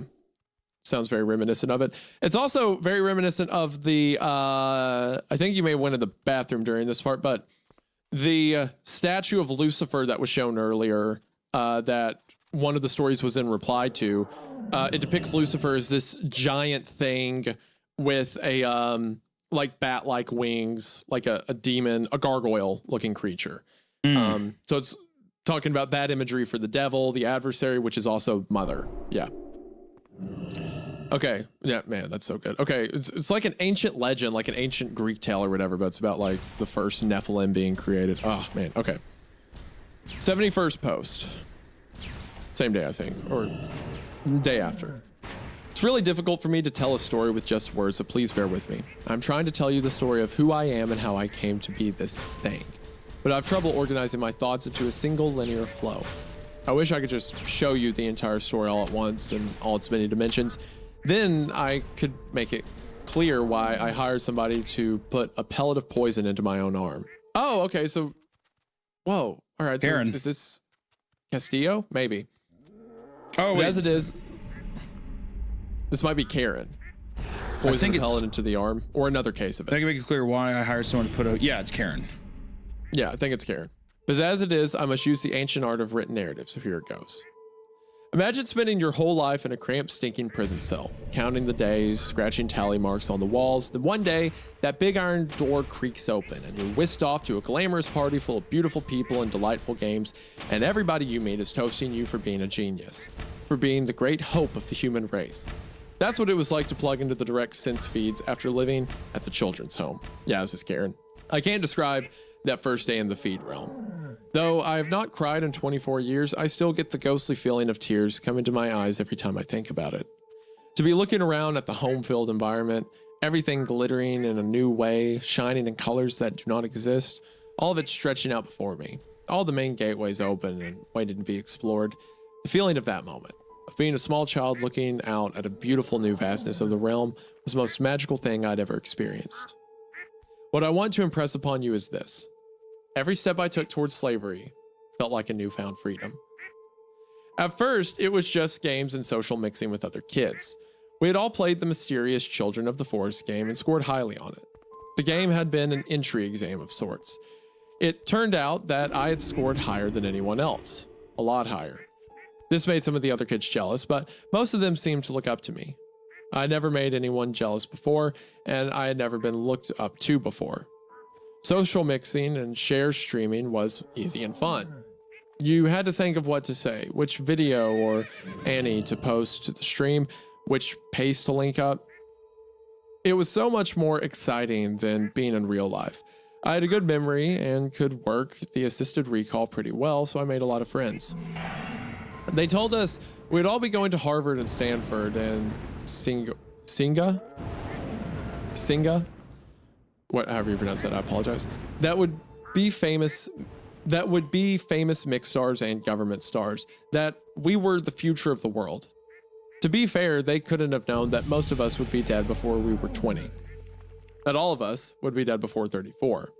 But they knew damn well we wouldn't be going on to normal lives. We were part of an experiment. After we got used to the freed realm, they began the conditioning. I realized that you might not know what the freed realm is, so maybe I should explain a little about it. The freed realm is basically just another interface for sharing information and carrying out transactions. It's based on a metaphor of 3D space. This is why it's called a realm. You can move through it. You can go up and down and left and right. It feels like swimming through weightlessness. They made it this way because that's how the human mind works. Our brains evolved to exist in a 3D space. We naturally imagine things as existing in space, even abstract, non-spatial things. We think of the future as coming toward us, the past as receding behind us. Powerful people are considered above, and the powerless are below. Items belong in some categories and outside other categories. None of these spatial relationships really exist, but they are useful metaphors because our minds are suited to processing things in 3D space. It has always been theoretically possible, even trivial, to create a 4-dimensional or n-dimensional freed realm. But since the human mind isn't made to process so many dimensions, it was considered pointless. But recently, a genetic mutation dating back to the Stone Age was discovered which allows certain individuals to experience and comprehend freed realms of 4 and higher spatial dimensions. While this mutation may have been useless for Stone Age people living in a spatially 3D world, it was also harmless, so it somehow survived. Though its initial origin is something of a mystery. Oh, it might be the Nephilim. Its origin's a mystery. It might be the Nephilim. Anyways, Now scientists were able to hook people up to 40 feed realms. Early test subjects described the experience in terms ranging from nauseating to utterly horrifying. It was theorized that maybe if children were conditioned from a young age to exist in a higher dimensional environment, they would become accustomed to it. Such conditioning was deemed unethical. Enter the CIA. Their motto, where ethical approbation ends, our work begins. They used their global genetic database to identify children with the genotype and collected a group of them to begin conditioning. And that brings us back to my story. See, spatial metaphor. At first, we were just playing around in the feed realm, getting used to it. Then they started the conditioning. How do I describe higher dimensional space, so-called hyperspace? Nauseating and utterly horrifying are exactly what it feels like at first. Everybody hated it. We cried and tried to run away, but they made us go into the hyper realm. But of course, there was nowhere to run. We were all lying in hygiene beds. Almost all of us would lie until death. We were all lying in hygiene beds where almost all of us would lie until death. They forced us back into the hyper realm, a little at a time, just showing us simple shapes at first to acclimate us, but how do I describe it? It was like watching things pass through each other, but without touching each other or covering each other up in ways that made the brain go, that's impossible, stop it. Help you find There were something? plain gray boxes and cones and infinite planes and bottomless abysses, and the shapes would move slowly along and do things that were simply impossible. Some of the kids never got used to it. They hated it and dropped out of the program and disappeared from the freed realm. But I kept going, just like in the Children of the Forest game. What can I do for you? I got used to 4 dimensions and 5 and 6. I was a leader. I taught the other kids for how to understand what they were seeing. It was cool being in hyperspace, seeing everything at once like that. Was hyperspace mind-bending? Sure. But not nearly as mind-bending as hyper time. Not nearly as horrifying. Okay, yeah, so this is Karen. And Karen is the same one who went through the Children of the Forest game earlier. I was wrong about thinking it was the girl who went to Estonia. Unless Karen is also that girl, but I don't think that's confirmation. I think I'm leaning to say that that's correct, though. The only question is, would the timelines match up? Because that little girl was back in, well, maybe if in 1990 this is an alternate history where they were already seeing skin ships, then maybe those timelines do match up, where the little girl who survived going through the flesh interface was Karen. Yeah. I was going to say, do you think that because Karen was in there so long, that's also why she isn't as affected, or she's still able to be alive, basically? Because everyone else died relatively quickly when they stopped. I think she just had the gene for it. She was just accustomed to it. So she was just kind of made for it, pretty much. Yeah, if she was the story back in Children of the Forest, then like the CIA was doing experiments for everyone, but she started sleeping at the game place and playing more and more and more, and they would feed her what she was doing. She was just getting so good at it that she was excelling past everyone else. Yeah. Which explains why she has the ability to hack into everything in the story in the future, where she's busting out effectively of the infraspace. And she might be the girl who was kept in Estonia, who they tried to get away, the one who was accustomed to it, who survived a flesh interface experience and now seems to know how to master it. And she's also one of the only people that can stop Q, it seems. Anyway, post 72, all words incomprehensible to a pilgrim. Post 72 made at 3 a.m. 2 days later. A friend from rehab invites me to an HA meeting. Shooting boy was never among my vices, but I go with him. What is an HA meeting? Hyperspace Anonymous? Is it like for people trying to... Oh, Heroin Anonymous. Never mind. The meeting is out in the suburbs, and it is packed. Every bit of floor space is filled with folding chairs, and every chair is filled. I wanted to leave as soon as I sat down. It's like being in a crowded elevator for an entire hour. I could feel the coffee breath on my skin. It's disturbing to look around at all the kids in the room. How are they so young and fresh-faced? The alcoholics tend to be much more beat up. All those years of excess capillary dilation give our faces a meaty quality. These little heroin addicts, on the other hand, come into the rooms at 19 with the glow of a childhood still on their skin. Well met. My friend's arms have no track marks. They are smooth and doll-like. Okay, these have got to be people who are oily reborn, ones, right? Oh, yeah. They're smooth and doll-like. No major veins left. He is 21. I've been roommates with kids like these for the past few months. They don't know who Norm from Cheers is. They don't know how to empty a dryer filter or take care of a Teflon pan. They don't know how to cook up black tar. They know how to find veins. It quickly becomes apparent that one of the meeting regulars died last night. Everyone's upset. People start crying. My desire to not be there grows exponentially. I didn't know the kid. I feel like I've stumbled into the wrong funeral. The kid sponsor talks. He's an older man with a gray goatee. He was guiding the kid through the steps. The room looks at him to say something comforting, something with the ring of authority and wisdom. The room is full of children in the grips of a problem that their parents cannot understand. Here's a grown-up who can understand. He talks about meeting the kid's parents at the hospital. His eyes grow damp. He recalls haltingly that the parents were very polite. They thanked him very politely for trying to help their son. He looks down at the floor. He has no more to say. Later, I relate the story to my roommate, Sean. He says that this has been going on with the blacks for years, but nobody cared until it came to swallow up all the little white children. He says that most problems come to visit black people first because black people are God's chosen people. They must be chastised. The program tells us to be more open-minded and less judgmental, and I am trying to be more open-minded and less judgmental about Sean's beliefs. At first glance, his beliefs are paranoid, ahistorical, conspiracy theory hogwash. Second glance, they are appallingly anti-Semitic cultural appropriation. But my sponsor says it's not my place to enlighten him with my views. I only need to be a decent roommate to him. When the Jews were sold into captivity, their narrative survived. This was not so for the slaves of America. At least, nothing like the Torah was passed on. The American system of slavery worked to destroy the history of millions of people. But I wonder, how much of the Jews' history really survived? There are certainly parts of the Torah that don't have the resounding ring of authority and wisdom, like the talking snake or the talking bush or the Nephilim or 90% of everything else. How much of the real story actually survived?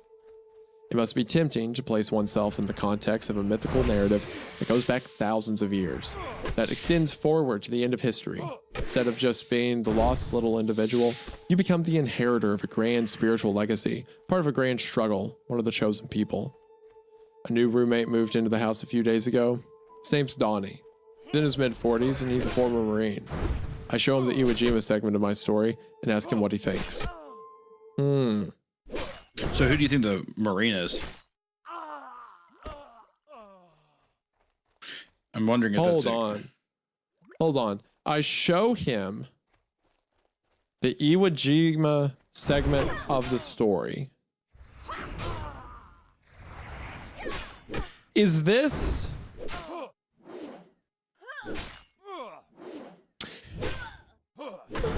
Okay. Hold on.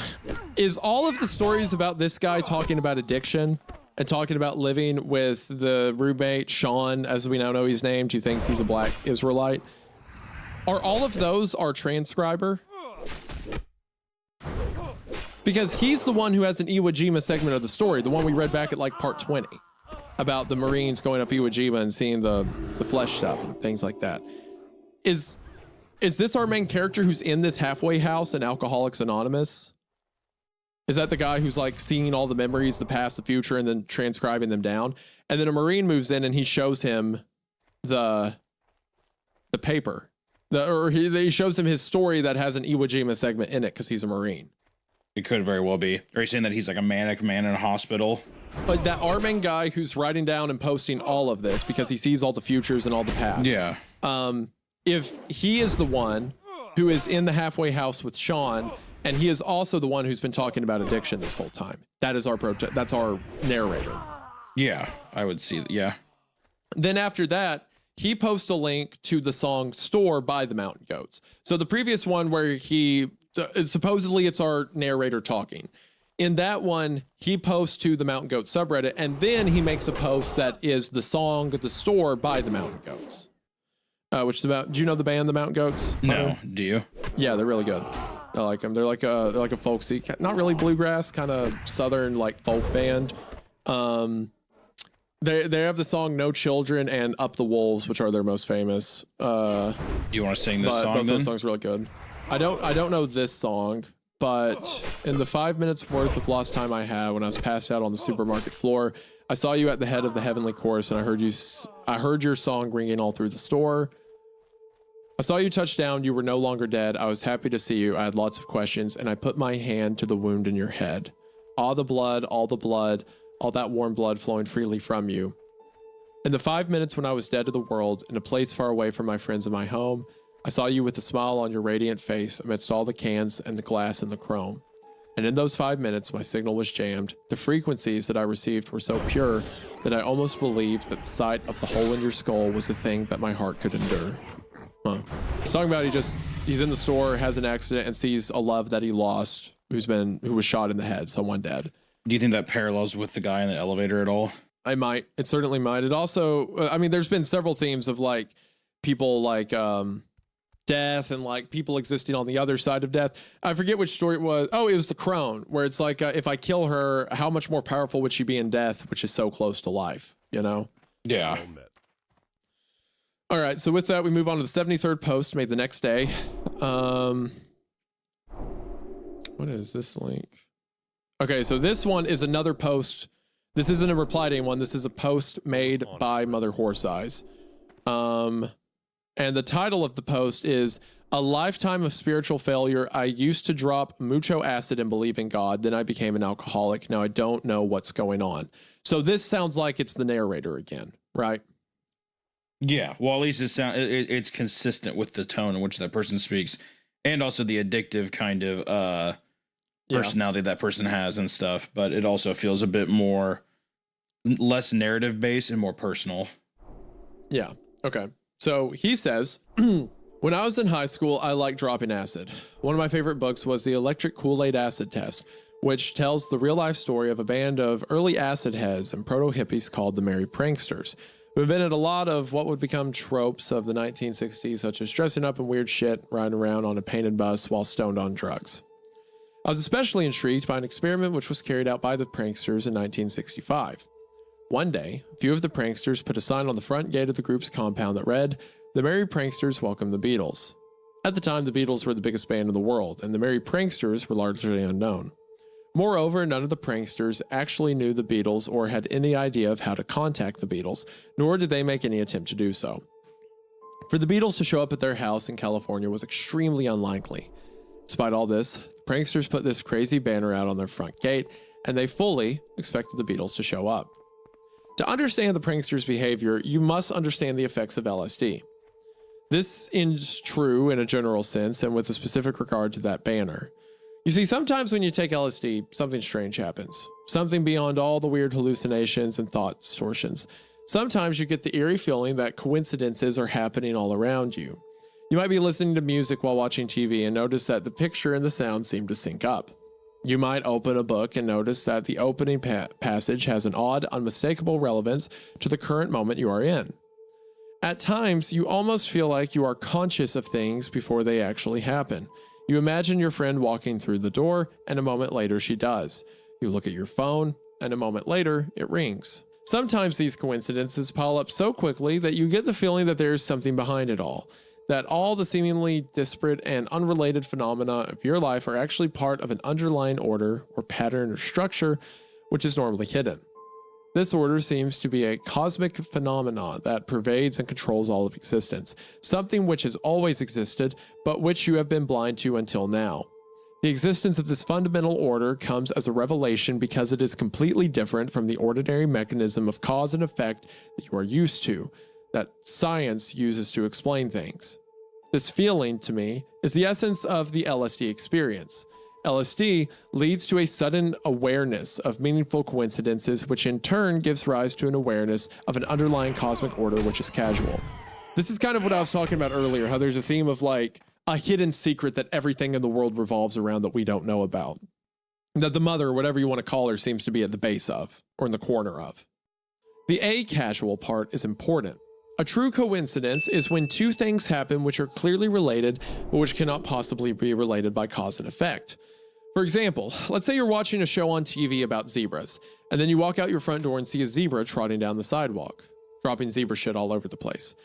The two events have an obvious connection, but it's hard to imagine how that connection could occur through cause and effect. It's not like your TV viewing choices cause that zebra to escape from the zoo, nor is it likely that the two events have a common cause, unless somebody is playing an elaborate prank on you. Such a coincidence could be considered meaningful if you believe that this is evidence of the aforementioned underlying order. Otherwise, it's just some weird shit that happened randomly. During my high school years, because of my little LSD hobby, I became obsessed with meaningful coincidences. I was always looking for little signs from the cosmos and hidden connections between things which weren't casually related. I tried to predict things. I looked for symbols, and I tried to fit the events of my life into cosmic patterns.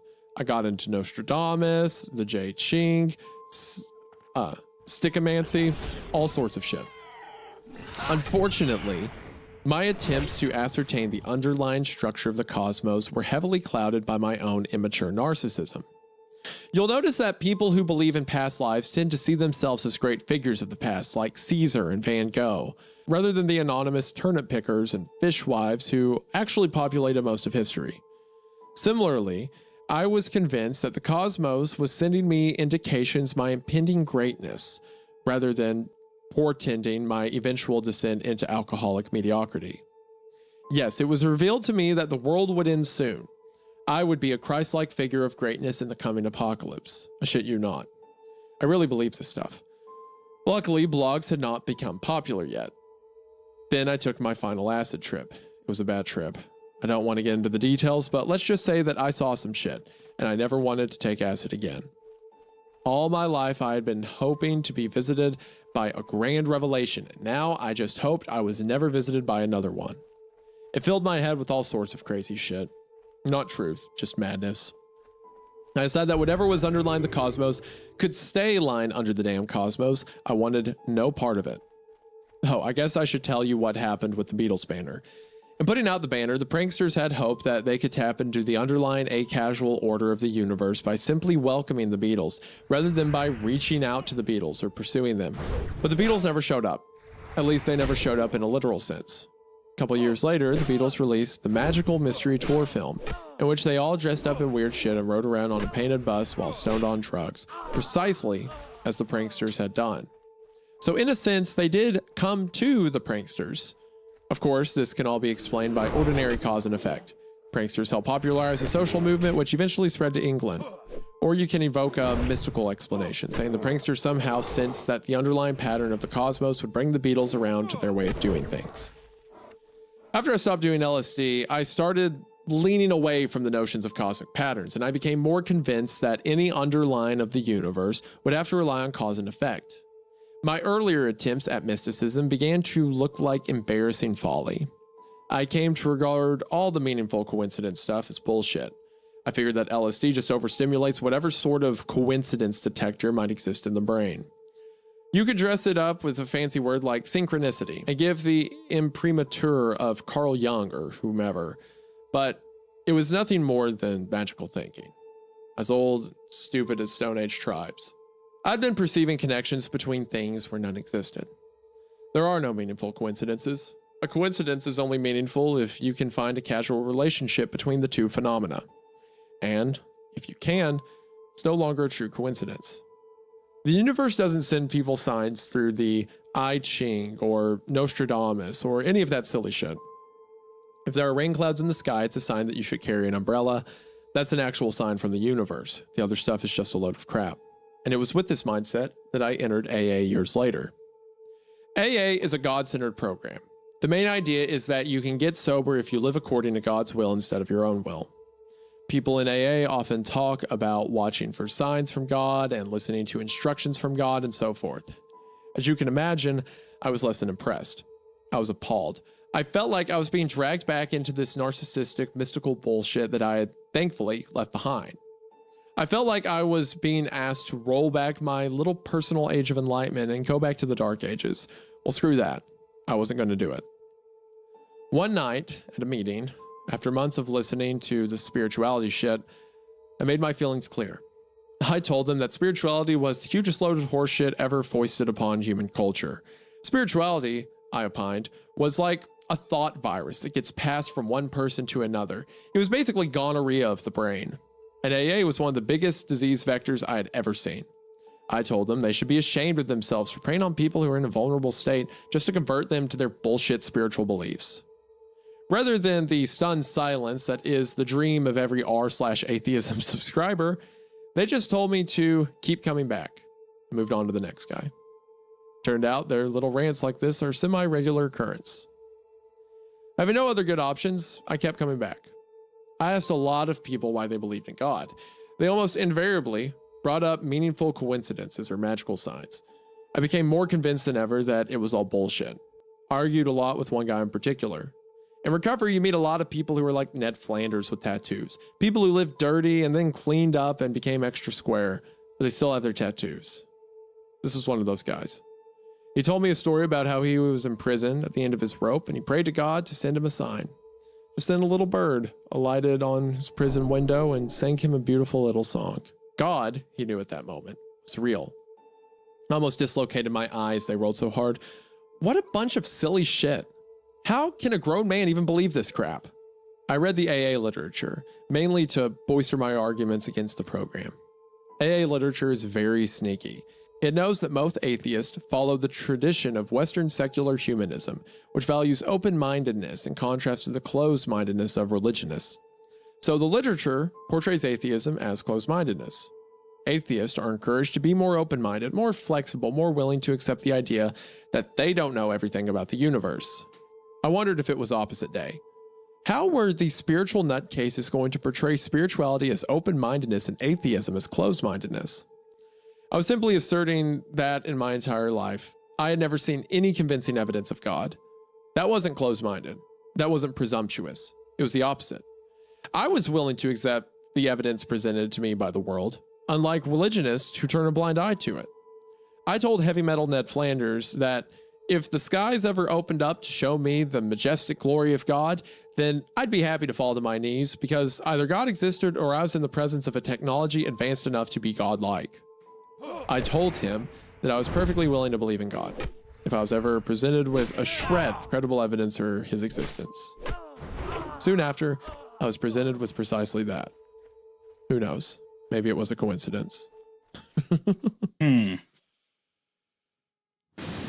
It's weird the way that the way that whenever I hear that guy talk, it seems like it does feel like the narrator's voice, doesn't it? It does, yeah. I think that is the narrator. I think so too. It just feels so personal.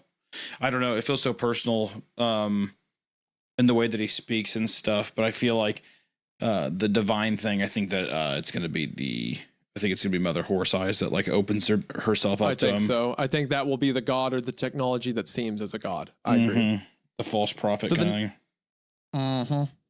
The fallen angel, right? Lucifer, the adversary. What's that Bible verse? It's in, Paul writes it. I can't remember where, but I think it's in Corinthians. Paul says, and no wonder for the adversary or Lucifer appeareth as an angel of light. So it's like, the devil presents himself as an angel or as God. I think that theme's going to present itself to our narrator. The next post is also by the narrator because I think so, because it is posted in r/Mother Horse Eyes. In reply, let me see. It's in reply to someone talking about BBC finally notices that something's going on. I think that may be in reference to like BBC's talking about Mother Horse Eyes, and then the actual Mother Horse Eyes account replies with this. So this is probably the author. You mean that the BBC is being like, hey, there's a story going on right now that's really... Yes. Yeah, I think so. So like our real world thing, not in the universe of this writing thing. Yes, in the real world. Well, let me click on the link real quick. No, hold on. Yes, yeah. Yeah, this is talking about the BBC made an article about Mother Horse Eyes, the story online. Someone shared that to r/Mother Horse Eyes or r/9m9h. You get it. And then the user Mother Horse Eyes replied to that with this. I think it's possible it could be written on the fly. The story gives the appearance of vast scope because the storylines are... Oh, he's talking about the story. He's talking about his own story he's writing. The story gives the appearance of vast scopes because the storylines are from different eras and areas, but rather than a broad panorama, it only provides thin slivers of insight into each time and place. Everything in between these slivers is left to the player's imagination, and given the author's hints at branching timelines, he or she is not even necessarily required to link these little slivers together. People also point to the various stories in interconnectedness and claim that the work has a structure too intricate to be improvisational. But how much interconnectedness is there really? For example, the Stone Age story has cats in it, and the cat story has cats in it, obviously. This is a point of similarity, obviously. But what is the significance? So what if both stories have cats? Is this a meaningful coincidence or a meaningless one? The same question could be asked about the children of the forest, or the various marines, or the demon penises for which the author has such fondness. Yes, these elements recur, but to what end? Perhaps, like somebody on LSD undergoing a false revelation, we are drawing connectedness where none really is. Perhaps these are meaningless coincidences. The story employs a number of callbacks, where it makes references to something which was not mentioned in quite a while. This gives the appearance of careful pre-planning. But callbacks are actually pretty easy to improvise. The author can just look over the story, pick an element, and bring it to the fore again. Like a prime factorization problem. The problem is easier to create than it is to solve. A successful callback is really more of a testament to the reader's intelligence than the author's. Oh, and by the way, whatever happened to Companion 12? That seemed like it was going to be a thing. But anyway, all this is speculation on my part. It's an interesting question. How can we know whether the story is improvised or not? The author does occasionally make direct responses to other Reddit comments and make reference to current events, but as you said, this could be just a sort of superficial improvisation, where most of the story is actually fixed, but a few of the details are improvised. The author could also be combing through Reddit for the right comment to give the appearance of improvisation. Are we watching real choices in action? Or are the events of this universe occurring along some deterministic path? Is there any way to find out? Maybe some sort of test should be devised, but that would require the author to play along. Interesting. So it's the author talking to the third person about his own story. The author is fucking Mother Horse Eyes, the devil, just like the king of deceit. Just like, what is this story about? Who knows? Who could it be? Is this something? I don't know. You find out. Sick. Okay. That's a good question, because the interconnectedness also draws on like the rest of the themes, like how much of what happens matters, how much affects one thing or the other. I also like that they brought up Companion 12, because I was thinking about that. Like, whatever happened to Companion 12? That just went nowhere. It'd be so funny if the next post is Companion 12. Yeah. Hello, it is me, Companion 12. All right, so next post, 75. Posted the next day, June 1st, 2016. Okay, now I'm in my bedroom. Bedroom smells like bedroom. Actual bedroom. Oh, so definitely. It smelled like wood and blankets and stuff. Sharp. I wonder how they decide on the bedroom smell. I move my arms around and bounce a little on the bed springs. My body feels really natural and comfortable. Everything looks sharp too. There are no weird color trails like in Acclamation. Cool. Really crisp. I stand up and take in all the little touches. It's an attic bedroom with a slanting ceiling and wood panel walls. Night outside the window. Mood lighting from a nightstand lamp. Clothes and a skateboard and other random teenage stuff scattered on the floor. Walls covered with posters. INXS. Pure. Michael Jackson in a yellow vest. Very definite. Or should I say groovy? Did they say that in the 80s? An interrupt comes through. Atlanta completely destroyed in full scale. I use my illegal bypass to cut off all interrupts. I hate sports interrupts. I'll have to figure out how to change that setting. I notice a can. Okay, so this is someone that isn't Karen, but at the same time is Karen plugged into the interface, right? I would believe so, yeah. She's like pretending she's in the 80s or whatever. Yeah, well, I don't think this is Karen because... Oh, you don't think it's Karen? Yeah, because Karen just blew up Atlanta and she's in the car, right? And this is someone who thinks that that's a sports interruption. Okay, so this is just someone who's in the infra space, whatever, though. At the same time, that's going down. Yes, yeah. I notice a can of Pepsi Free sitting on my nightstand. I pick it up. Still cold. I crack it open and smell it, and the fizz tickles my nose. It really smells like soda. Take a sip. Wow. Not very good. Maybe it's a low quality render, or maybe I just don't like Pepsi Free. Still, it's pretty amazing to be tasting something in a feed. This is really worth it. The doorbell rings somewhere downstairs. Oh, definitely. We're starting. I head towards the door and catch myself in the mirror. I'm supposed to look like a girl named Brooke Shields at 18 years old. Wow, she's pretty. What a render. The eyebrows are a little intense though. I consider toning them down. but I don't want to get caught up in character design. If you change one thing, you end up changing 50 things, and it goes on forever. I head out into the hallway and pause for a moment. The smell just changed. Now there's a hallway smell. Carpet and drywall. I laugh. Take a step back into the bedroom, and the bedroom smell returns instantly. Step in the hallway again. Hallway smell. Bedroom smell. Hallway smell. Bedroom smell. I snicker at this. The smell changes just like that. Why can't they make it more natural? What a giveaway. Oh well. Head down the stairs. The furniture in the front hall looks really cheesy. I pick up a lamp and toss it at the wall. It smashes apart, and the bulb explodes with a spark. Look at the shards. There's bits of powder and all sorts of little details. Wow, very certain. Undo that. I say. The lamp fades away and reappears on the side table.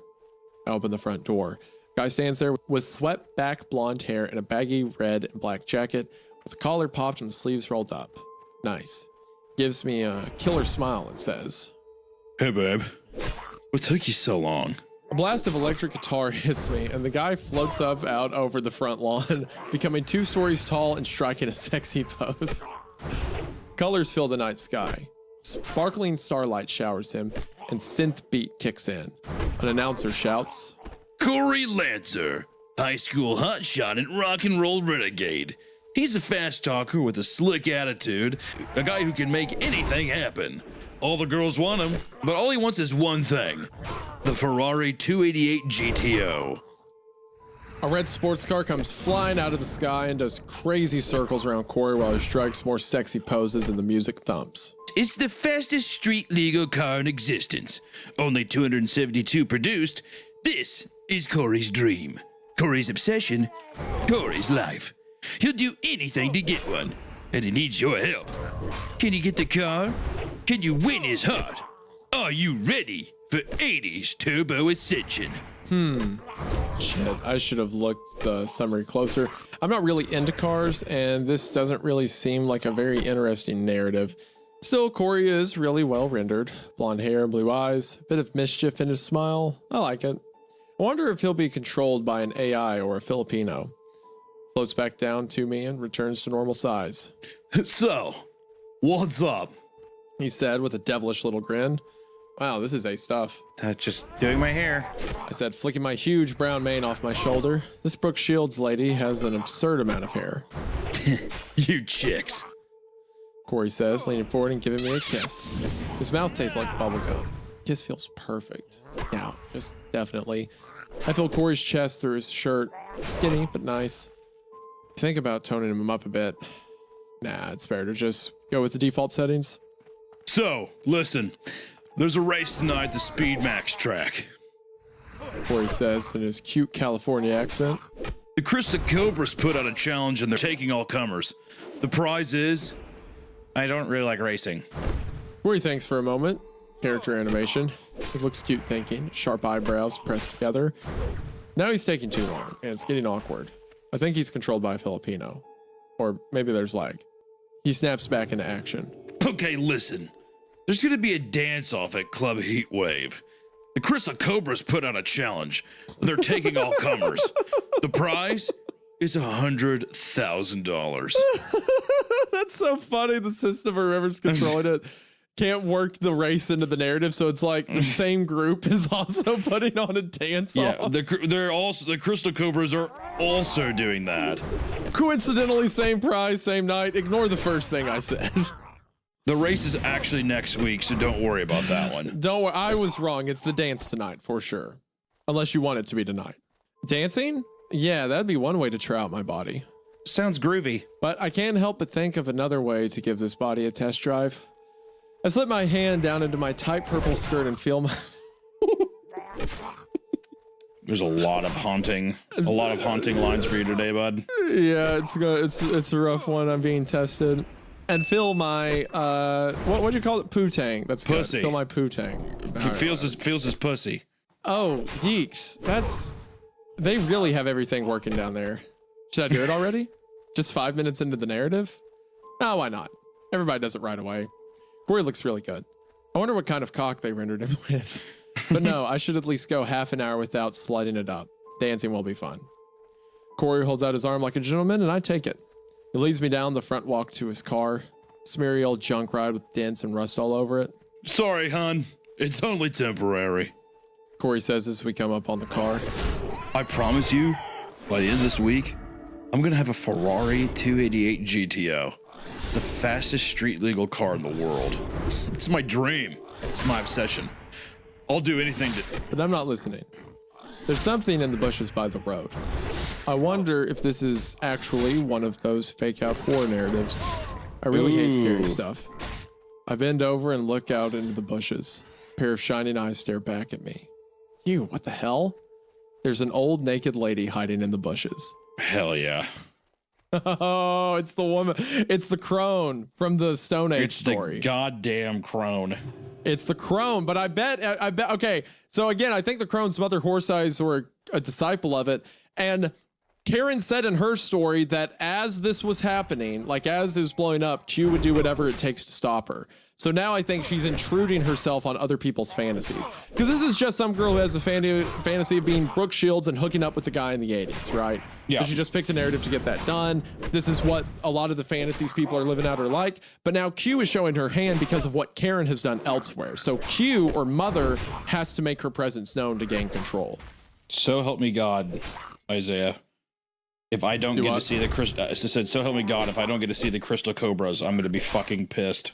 I don't know how to tell you this, but I feel like the crystal cobras were just a setup to get to this reveal of the old woman being in the bushes. I know that was a big deal for you. I know when we started today, you were like, okay, do I get to see the crystal cobras? What if the crystal cobras are helping the devil or something?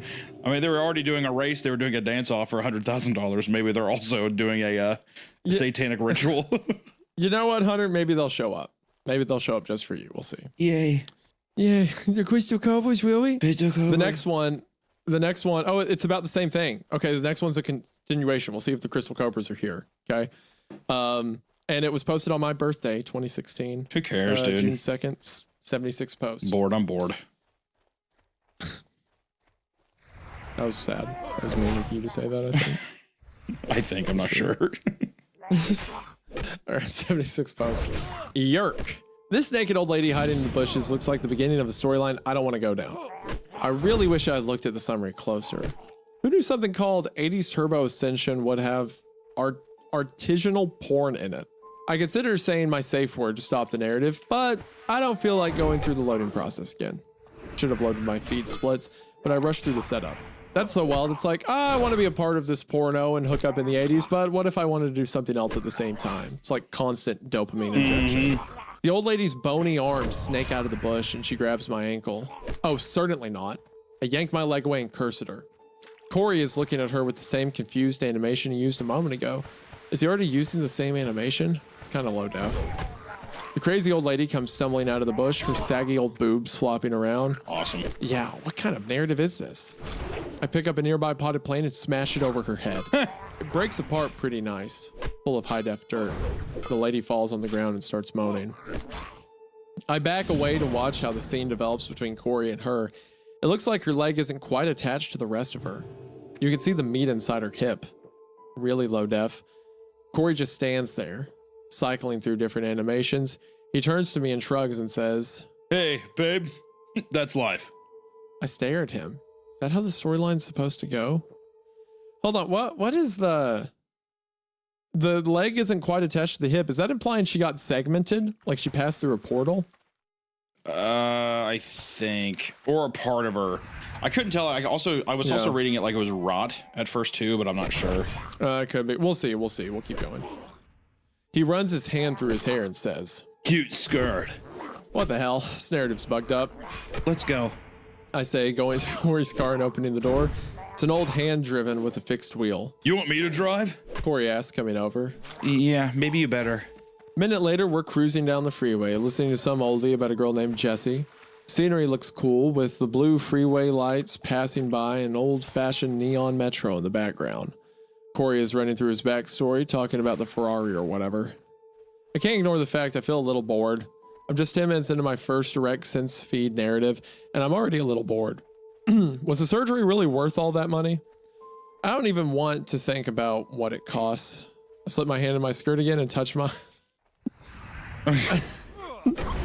Well, this makes slid my sense. To hand be in my- fair, that they were saying that like as soon as they even get out of the simulation, they basically immediately start masturbating. Yeah. All right, whatever. It's gross, but sure. I slid my hand in my skirt and touched my pussy. Yeah. It feels really nice. Everything's Feels- super sharp. Feels really nice. Feels really nice. I think about screwing Corey again, but I can't go back to feed screwing all the time every day. Why am I always bored with narratives after 10 minutes? Why am I bored with everything after 10 minutes? We pull up in front of Club Heatwave, a big glittering building with a neon. Would this be your fantasy, God, Hunter, this is being my Brooke fantasy. Shields? Literally being Brooke Shields. I feel good. I'm gonna fuck Corey, and I'm gonna ride in his car later. Well, I would have been sold on Crystal Cobras and the dance party, honestly. You would do the dance, and then you would want to be an 18-year-old Brooke Shields. Oh, absolutely. We pull up in front of Club Heatwave, a big glittering building with the neon sun shining over it. A line of gleaming black limo snakes through a colorful crowd out front.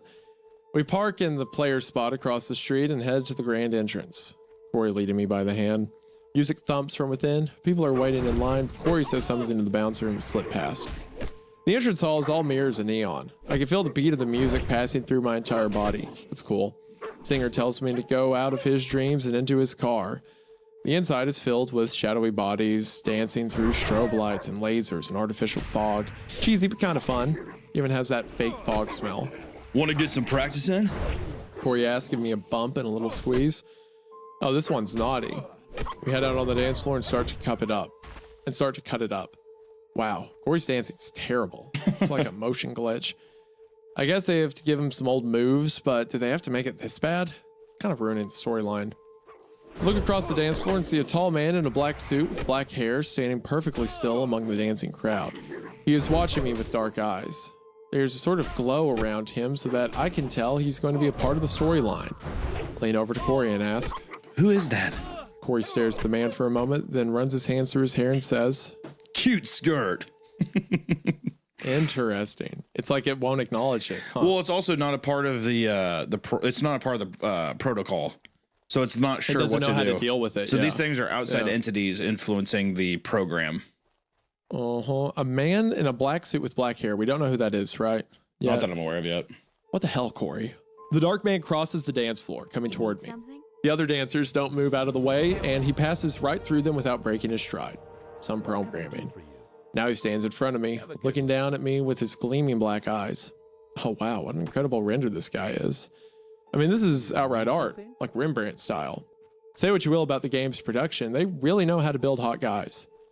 The man has the face of a gorgeous, forlorn angel, just inhumanly beautiful. Uh-oh. The skin is paper white. Uh-oh. And underneath runs thousands of tiny branching veins that seem to throb with his pulse. So the angel or the demon or whatever from the Dark Age story has come into the program somehow? Well, I'm thinking that, yes. Well, I'm thinking like you said before, man, where it's like the internet and stuff has given them ways to connect. Like the demons have a way to actually connect with people now, you know? Ways and like to this speak is without speaking. These programs are literally hell. And you know what? I guarantee the only reason they're showing their hand this much, because they hid themselves before, but now they're stepping out right because of what Karen has done, of her breaking out and doing this. That's what's making them kick it into gear. No, and you're, show you're their probably face right. fully. Such obsessive definition. His lips are perfectly soft and fleshy looking, like nothing I've ever seen in a feed before. I lean toward him for a kiss. Smell comes off him. Something I can't quite place. Oh, please say it smells like roses. Please, please. That's what what's his face? John Milton said Lucifer smelled like in Paradise Lost. Please. Let me have this. My boy Louis smells like roses? Yeah, well, he's sweet. He approaches you as a tempter. It's like it's supposed to be so enticing I see, for him to okay. want to come to you. Yeah, yeah. I can't quite place. Sweet and rich, and we are kissing. And I can taste what I'm smelling. Sweet but metallic. Wow, this guy can kiss. I think this is what real kissing feels like. Man, what a sad statement. I know, right? Because they've been in the feed their whole life. I think this is what real kissing feels like, man. I pull my head back and touch his face. The flesh is very nice. I can see the dark blood throbbing in his neck veins. Yeah. Then I notice Corey standing right there, looking at us all confused. Looks like a cheap plastic doll compared to this new guy. What gives? Fuck off. Corey gets this really heartbroken look on his face and says, Listen to me, Zinzin Habakin. You'll break my heart if you go with another guy. You got that? You are the most special, most beautiful girl I've ever met. I can't really get into the speech because it's too early in the narrative for that kind of stuff. Plus, he pronounced my name wrong. The new guy reaches out and grabs a handful of Corey's face. Literally, just sinks his fingers into the face and tears a huge bloody hunk out. Jesus. Blood sprays everywhere. Holy shit. I guess this is a horror narrative. Is this guy like a vampire or something? Faceless Corey keeps standing there, spurting blood out of his head hole. I push him away. The new guy squeezes the hunk of flesh like a sponge and lets the blood run down over my face and starts licking it. Yep, this is some kind of art porn sampler narrative. I've really got to start reading those summaries. Crucial. But the new guy's tongue feels good on my face and my neck, and I start licking him back. We start kissing and undressing right there. Oh, God. My pussy... There cannot be an audio clip of my saying No, go ahead, buddy. My pussy is absolutely tingling. And I can... Those edits, dude, are going to be fucked for a while. Someone has to clip that together with the Holocaust denial and the Hitler one. Yeah, exactly. You know what? Hitler Please did nothing don't. wrong. My pussy's tingling. Oh, man. And I can feel my heart beating fast. I wonder what my real cat and my real heart are doing while I'm lying there in the hygiene bed. Forget it. I need to screw this guy. He strips off the black suit he's wearing to reveal a perfect white body and a huge, beautiful cock. Oh yes, this is going to be good. And we know what his penis is. It's the snake thing. Yeah. Like the multiple headed Gorgon thing. Gorgon cock. He lifts me up with ease, and I grip his powerful, muscled arms as he slide his rooster into me. Ah, heaven. This goes I hold pretty on to him hard. and close my eyes and let him screw me. My cat feels super real. I can taste Corey's blood on my lips. The man kisses and sucks on my neck. I open my eyes and see that everybody in the club has stopped dancing. They're all standing still as the music plays in this strobe flashing darkness, watching this guy screw me. God, this narrative really combines a lot of different kinks. Who wrote this shit? Now I'm feeling like 1,000 different things in my cat. Most of them incredibly good. Some of them new. Some of them way beyond anything I felt online. The man's eyes are on me, and I'm mesmerized. The other people in the club are all slowly walking towards us, surrounding us. Pretty soon, they're packed up around us like the paparazzi in a fame simulation. Public screwing isn't really my fetish, but I don't want to have to stop everything and set up a new scene. Some of the people reach out and touch my... Oh, dude, this is going to be like the getting ripped apart in the interface. 100%. Some of the people reach out and touch my tits and my hair and my face with this guy's member in me. It all feels good, so I don't stop it. Despite the fact that I'm on the verge of coming, I can't help but notice that the lights in the club has changed. It seems like it's coming from two angles, making everything seem doubled. It feels like I'm looking at this man's face from two angles, seeing 4 of his eyes. It's a weird effect, and I wonder if there's something wrong with my visual line. Next to me, a woman in a pink dress opens her mouth and her jaw floats away from her face. Her head floats off her neck. Beside her, a man separates into a dozen slices. Hell yeah. Damn it. This is definitely a fatal glitch, but I'm so close to coming, and it's going to be fabulous. I wonder if the narrative can hang together for just 10 more seconds before it crashes. All around us, the people begin to break apart, becoming floating parts. The weird lighting effect becomes more intense, and the man seems to be made of 4 sections, except each section is his entire face from a different angle. And they're all crossing each other, but staying in place at the same time. The 8 eyes are watching me. Oh no, this is hurting my brain. I can't take this. The narrative should have already crashed back into safety mode. I say my safe word, nothing happens. I feel my stomach drop and tear, except it drops at 4 different places and all around the room. Oh no, am I stuck in a crashing narrative? They say it could screw you up. I feel myself falling and expanding. One of my hands feels like it's way off the horizon. Another is 10 stories below me. Body parts are swirling around us, showing all sides at once. The man is staring down at me with his awful eyes. How are they so awful? His face is as giant as a mountain range, as the entire sky. I'm seeing too much. No, above and beneath. Everything has too many sides, screaming. He has dozens of eyes, thousands of sides, thousands and millions of eyes. God. Might be my new favorite section. Right there. That was awesome. Bro, yo.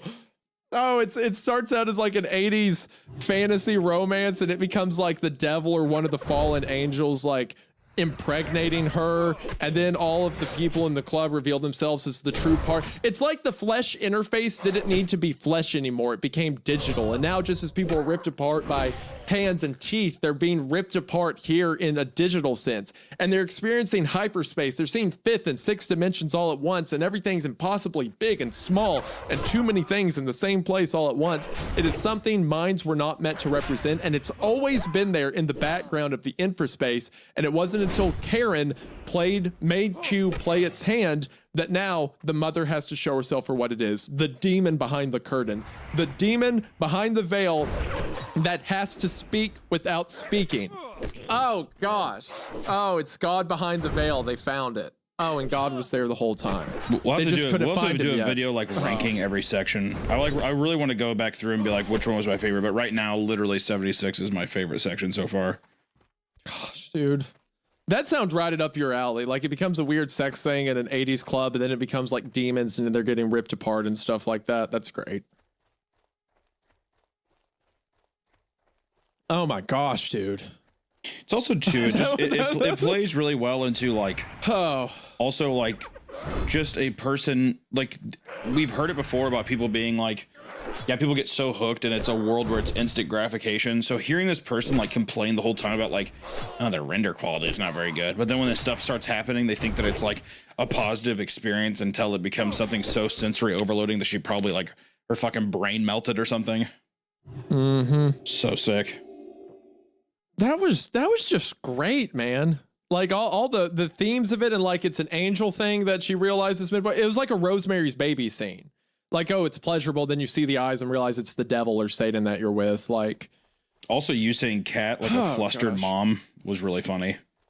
I know. I'm glad you enjoyed that. I did enjoy that. And the face as big as a mountain. You know, that's actually another biblical reference, because it talks about in Ezekiel when Ezekiel comes across the biblically accurate angels. People know, but the thrones, the Ophanim, the wheels within wheels, and I didn't even think about that. It has millions of eyes. Yeah, it's an thousands angel. of millions of eyes. That's the Ophanim, the thrones, the biblically accurate angel, the eyes within eyes spinning on wheels and stuff like that. But when Ezekiel sees him, he says it's as large as a mountain. And when she sees this thing, the fallen angel before her, she realizes its face is as big as a mountain, has thousands of eyes. It starts to reveal its true shape. That's why only certain people can experience hyperspace and can only see the extra dimensions, because if you see it for what it is, you start to see what these creatures inside of it really are. We only perceive them in 3 dimensions, but as you fall into the extra dimensions, you can see their true states. The angels appear to man as 3D objects because that is what humanity was used to. And then a special gene showed up back in history that allowed people to perceive more dimensions. What was that special gene? The creatures of higher dimensions, the angels coming down and creating Nephilim that could perceive these extra dimensions. And when these extra dimensions are seen, these fallen angels, these demons, are shown as the creatures they really are. Beings of millions of eyes screaming, turning in on themselves as big as mountains. But most people can only discern them as 3-dimensional objects because that's all their mind can comprehend. But because these demons have worked their way into technology and can communicate and be seen through it, if you see technology for what it is, you see the demons for what they are. You see God behind the veil. I like to, you know what? I like that it doesn't just come out and say it too. You know? Like You don't have to have it just be like, oh my God, it's an angel. Yeah, exactly. I feel like a lot of stories would do that, you know? It has so much that this story, down to him writing an entry post where he's like, I don't know if my story has connections back or not. Maybe it's not interconnected. There is so much faith in the reader. There's so much like, Like, here's all the pieces. You can figure it out. And it's so much more effective than it saying, oh, it's a biblically accurate angel. Have you ever read of Thrones before? It's like that. Now, if it does it later, that's fine. But I had the revelation before it told me, right? And gosh, I can't explain how cool that was sitting here thinking, mountain, angels described as mountains. That's from Ezekiel. The same time where it's described as a being of millions of eyes and wheels and fire, which is, and then I'm reading thousands of millions of eyes at the end of that last story. And it's like, oh yeah, those are the same thing. What a cool way to give information to a reader. Oh my gosh. This is so stupidly good. I'm still kind of hooked in that the author is supposed to be perceived as the devil. Or like some kind of evil entity, if I'm being honest. The narrator? Yeah. The one in the AA house? Well, the one that is just even writing the story. Like, I feel like you're supposed to take away from this that this person is like an agent as well. Like, it's a part of that Q thing, you know? Maybe. Also, if you see my head down during the recording, everybody, I'm trying to draw mother horse eyes myself. So you can kind of put it any angle and it works, doesn't it? You going around like that? Hunter, I really cannot stress enough how insane it is for me that this story began as like CIA black site, like hidden operations and unhistory, and has turned into biblically accurate demons manipulating technology. I'm excited that I get to read this with you, and this is your first time through. This is something I'm so surprised you have not touched. Dude, I'm surprised people haven't been like showing up to my house. Like, what, dude? You have to read this. You have to read. Because this series is popular, right? I mean, yeah, I would say there's enough infamy. There's been people on our subreddit who have even been like, hey, you should read this. Someone tracked down this author. I gotta give him money. He's gotta have a PayPal. I gotta mail him a check. I gotta do something. All right. Next story. Next day. Entry 77. When we got to the Clearview Hospital, it was like Karen said it would be. The emergency room was flooded with patients coming in from Atlanta, but the readjustment center was empty except for a lone staffer who was watching the lobby's wall set and praying. The set was showing footage of the black cloud over Atlanta, or maybe it was Denver or Riyadh. 12 cities had gone up in the last hour. They weren't the largest or most powerful cities in the world. Haifa, Zingzhou, Bengaluru. What was the pattern? What the hell had Bengaluru done to anybody? Karen said there was no real pattern. This is Q's opening move. Her interest into the world. She won't destroy everything. She will kill and kill until she thinks we are ready for her demands. I found a wheelchair by the readjustment center's interest and wheeled Karen down to the EMRT room. Somewhere, a hygiene bed's life alarm was ringing. I ignored it. My goal was to get Karen some muscle treatment. A single treatment probably wouldn't give her enough strength to stand on her own, but she could at least hold her head up and move her arms. She might regain her voice and sight. In the treatment room, I filled a treatment tube with the minty-smelling conducting gel and washed Karen off and fit her with the breathing tube. These were normally tech duties, stuff I thought I would never be doing again. Down at this little twig of a woman on the table, it occurred to me that all I had to do was tie off her breathing tube, and that would be the end of her. I asked her the question that kept coming to my mind. How do I know for sure that you didn't blow up Atlanta yourself? How do I know you aren't full of shit? I sat was blank for a while before she answered. Huh? How could I prove it? Tried to think of a way, some kind of test. I don't know. You know much about statistical proxy distillation tracing? No? Then it would be hard to prove it to you. So, how do I know it wasn't you? You can't know. I need to know if I'm going to help you. Then learn about SPDT. I don't have time to learn about fucking SP-fucking-DT. Then you can't know. You're just dealing with stuff that's too advanced. I walked away from the table and sat down in a nearby chair. I felt like I was cracking up.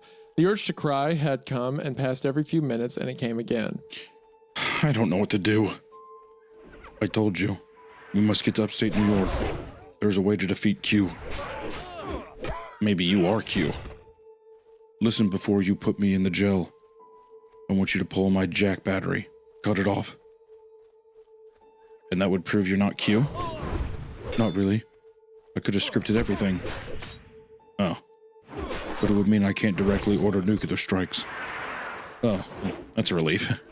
Said, rubbing my face and trying to blink away the fresh wave of tears. What's in upstate New York that's so important? There's a resource Q can't access. Something she can't defend against. What? Honestly, if you don't understand something simple like SPDT, you won't understand this. Fucking great. We sat there in silence for a long moment. Finally, another message showed up. I'm not Q. I spent my life fighting Q. I fought Q instead of living a life. We still have a chance to win. We must win. I sighed and stood up and walked over to her. No? Then let's get started. Good. I found the jack patch on the back of Karen's neck and squeezed at the tattooed points. Her battery capsules slowly slid out of her skin like a giant blackhead. I disconnected the wire. Now she was completely disconnected from infraspace. Picked up her body and gently lowered it into the conducting gel. Took up a minute for her to sink to the bottom, for the gel slowly slide over her face like a closing curtain. Dialed up 90 minutes of muscle treatment and 30 minutes of eye treatment and started the tub up. Sat for a while, listening to the soft wobbling sounds of the gel shifting as Karen muscles clenched and unclenched at a rapid fire rate. This was a sort of spare moment where a person would stare at their set and look at game replays or something. My set was just a long list of red interrupts, telling me about how everybody was dead. I realized that the hygiene bed's life alarm was still going off in some other room. Usually, when I heard that sound, I went racing to find out what was going on. I just ignored it. Oh, you know who I guarantee you this is in the hygiene bed? Who do you think? It's the girl from the 80s thing. Oh, probably, yeah. Zin Zin or whatever. The one who's currently getting attacked by the devil. Yeah. Mm-hmm. Well, the person was probably dead before we got here. What were the odds that they had just gone into arrest when we walked in the door? And who gave a shit anyways when 100 million people had also died today? Still, there was an instinctive part of me that wanted to run towards the sound, that wanted to help. I got up and walked down the hall. The ringing got louder. At the end of the hallway, there was a small room with 4 hygiene beds that had been brought in for in-hospital disconnection, a procedure usually reserved for really complex cases. The last bed was blinking red. Took a look at the readout, but it didn't show cardiac arrest. In fact, it was showing 260 beats per minute. Must have been functioning. I looked at the patient chart. Zin Zin Sabakan. Okay. 24 years old. Total connected duration, 47 minutes. Wow. She was brand new. Must have been a runtime crash. Unlucky. I pressed the seal button. The bed lid opened up. She came into view. I staggered back, shouted for help. Oh, it's affected her in the real world. That's awesome. Well, yeah, it's going to be interesting too that now that the flesh caverns and stuff can be made and people can be manipulated from the digital into the physical, like the things that are happening in these digital worlds are affecting their actual molecular structure in the physical world. You know, because whatever Karen's doing, either Q is desperate to fight back, or Q now says that she's won and it's time for the mother to enact whatever her final plan is. She doesn't have to hide herself behind the curtain anymore. Fuck the mother. Also, dude. I should mention that what'd you say? I said fuck the mother is what I said. I'm like, I want that bitch to die so bad, dude. I should also mention that post was made as a comment in r/True Detective, greatest season of television of all time. So, you know, GOAT, recognizing GOAT here. All right. Post 78, 2 days later. I sat Karen up in the electroconvulsive tub and wiped the warm gel from her face and detached the breathing tube. Her head rolled back, her face glistening in the glare of the LED. I could see the shape of the skull clearly through the wet skin. Slowly, she pulled her head upright, blinking the goo from her eyelashes. Hey, hi. Hello? Hello, can you hear this? Yeah, I can hear you. Wow, okay, it worked. Good. Her voice was completely flat and surprisingly deep for somebody so scrawny. Gotta readjust how I talk about you. I am here. There you go. All right, that seems more right? That's closer. Yeah, I'll take it. She said, burying her teeth in what might have been a smile. Can you see anything? She opened her eyes wider, moved them around. Yes, persistent shapes. She said, pronouncing the word persistent like a child. Can you see how many fingers I'm holding up? No. Try squinting. Oh, right. That changes things. 2. She was right, except she was looking at a completely different direction than my hand. Great. Slowly, her knobby knees emerged from the gel, and she grasped them with her hands. It was a good sign for somebody in her state. It also showed that she knew some of the standard tests for emergence. We went through a few more of the tests and found that the treatment had worked well. She might even be walking soon. I got her out of the tub and washed her off and put her into some scrubs. She managed to sit upright on the table without leaning on anything. Bony arms set stiffly at her sides. Can I ask you a question? Sure. She said in her deep, childish monotone. What is Q? You want the whole story? Yeah. She took a deep breath. Okay, so approximately 50,000 years ago. She told me the whole story of Q as she knew it, from the beginning of prehistory when the hyperspace code was inserted into the human genome. Yep. And she went all the way to right now and the so-called plague of the flesh. Her description of the plague explained what happened to poor Zinzin in her hygiene bed. Also explained the red butterfly thing I found in the other hygiene bed. I guess you have access to her story as well.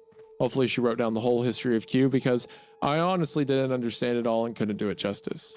Yeah, so that's the story we've been reading about, like the crone and stuff like that. Yeah. If I had heard it on any other day than the day Atlanta was destroyed, I wouldn't have believed any of it. As it was, I just took it all in a calm, detached way, as if I was just listening to another delusional. I guess you'll be reading her story before any of this even happens, so you'll be inclined to believe it even less.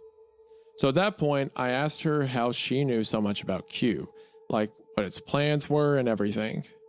She said Q had recently stopped hiding anything from her and the other bred soldiers. It was fully confident in its ability to win against them in any scenario. It no longer felt the need for any secrecy.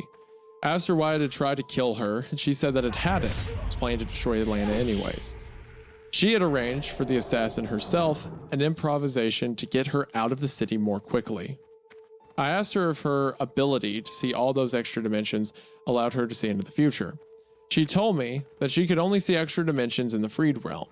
It allowed her to fight against Q more effectively because she can process information on a different level. She explained, When you look at a digital picture, you can process a huge matrix of color values all at once. You try to process the same picture by looking at a list of color codes for each point, like red 101, green 254, blue 017. It would take forever and be incomprehensible. For certain problems, I have the same advantage over you that you have over a guy reading a list of color codes on a ticker. I can see many things all at once, but I can only see extra dimensions in the feed realm. Here outside the realm, there seems to be only 3 dimensions plus 1 timeline. I can't see beyond that, but I can imagine beyond that. So you can't see the future? No, I can only imagine the future.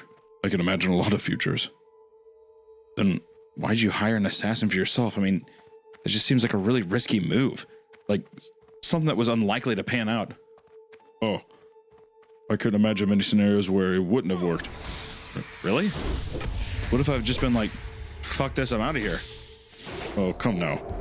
Nobody would do that. Nobody would do that? Almost everybody would do that. He had a gun. Wrestling over firearms is quite common. Maybe in a feed narratives, but not real life. You see stories about that kind of thing all the time in the news. we argued about this point for quite a while. It was like arguing with an intelligent child who has no clue about the real world. Her view of real life had been warped by seeing only the sensational parts of it that managed to leak into the feed realm.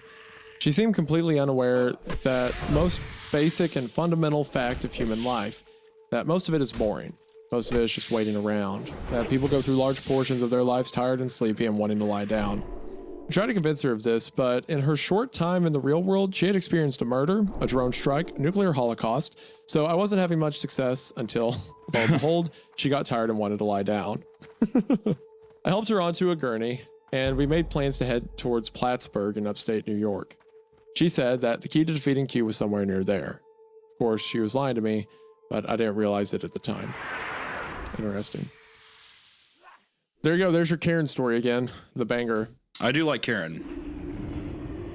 I like the dynamic between them, both of them. Yeah. At 80, let's save just to have it, and then we can keep plowing forward. I agree. All right. So there is a post Made an r/CST. No clue what that is. Oh, critical shower thoughts. But it looks like it was just a post made by Mother Horse Eyes again. No, it was in reply to a question. Okay. And they just reply what looks like a poem that says, how the flesh dances and how the flesh plays. How the flesh toils and spins through its days. How the flesh happy and strapping and young. See the flesh sagging and dragging and glum. Shh. Hear now the giggling, see shadows grow. Step down the hallway, each door aglow. Watch now the ceiling, sweet cradle rocks. Who made these puppets? Who made this clock? Ancient hand on the cradle, withered lips form a song. Golden wheel spinning backward, withered hand becomes young. The hands can spin, spin then slow. Clock is wound afresh, but is the sky turned this time by fingers made of flesh? All right, well, that's okay. Fun. I like that. Yeah, that's a diddle. All right, so now we move into number 80. This was made day after the last. Yes, day after the last. I'm 24 and it's a Friday night in early summer.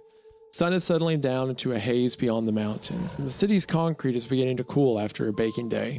The signs for all the bars are turning off. The windows of stolid office buildings become a wild collage of reflected neon. Yes, everybody wants to party tonight. Even the Central Insurance Bank is looking festive. Ho, you minks. I've drunk 6 beers. I am right in the zone. Active, playful, charming. Oh, so charming. I'm actually charming myself right now with my internal monologue, reeling off clever little observations about the people who pass on the sidewalk. I can see a glowing doorway in my mind. All I have to do is walk through it. My phone buzzes in my pocket. Who's calling me now? Maybe it's my usual gang of friends, or the Swedish friends I drank with until 6 a.m. last weekend. Or one of the dozens of girls who are saved in my phone with thoughtful pet names like Brown Hair 2 and Metten Park. But I'm not going to answer my phone. I don't want to make any plans. I'm simply going to walk down the street and something is going to happen because the door is open. The world awaits. I stand by a food vendor and watch people pass. I smile, nod, make funny comments. Most people smile and pass right by. Others linger for a while. 2 girls and guys start talking to me. They're tourists from out of town. What are they looking to do? Nice place or just somewhere cheap? Do they like sake?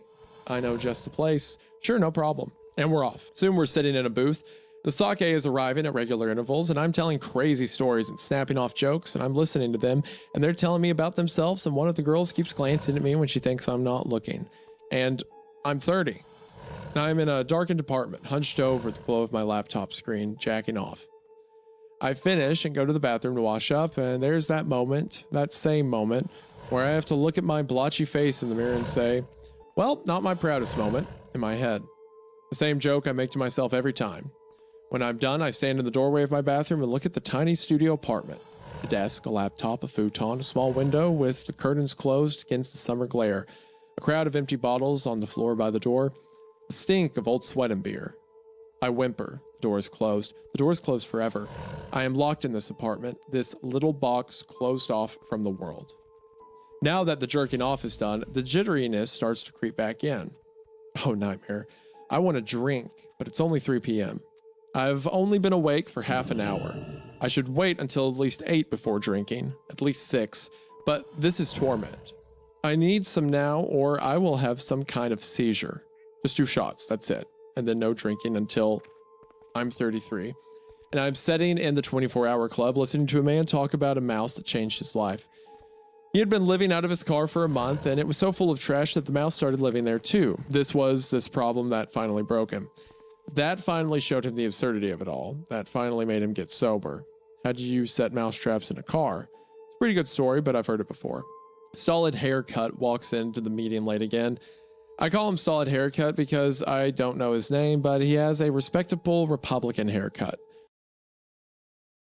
Problem that finally broke him.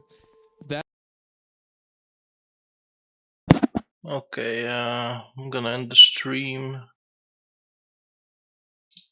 I'm gonna share the video link if you guys want to watch it.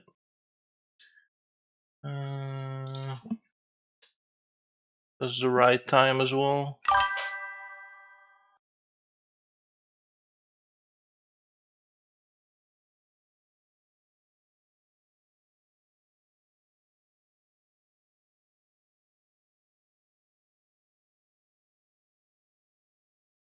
fucking haircut. Silver. Okay.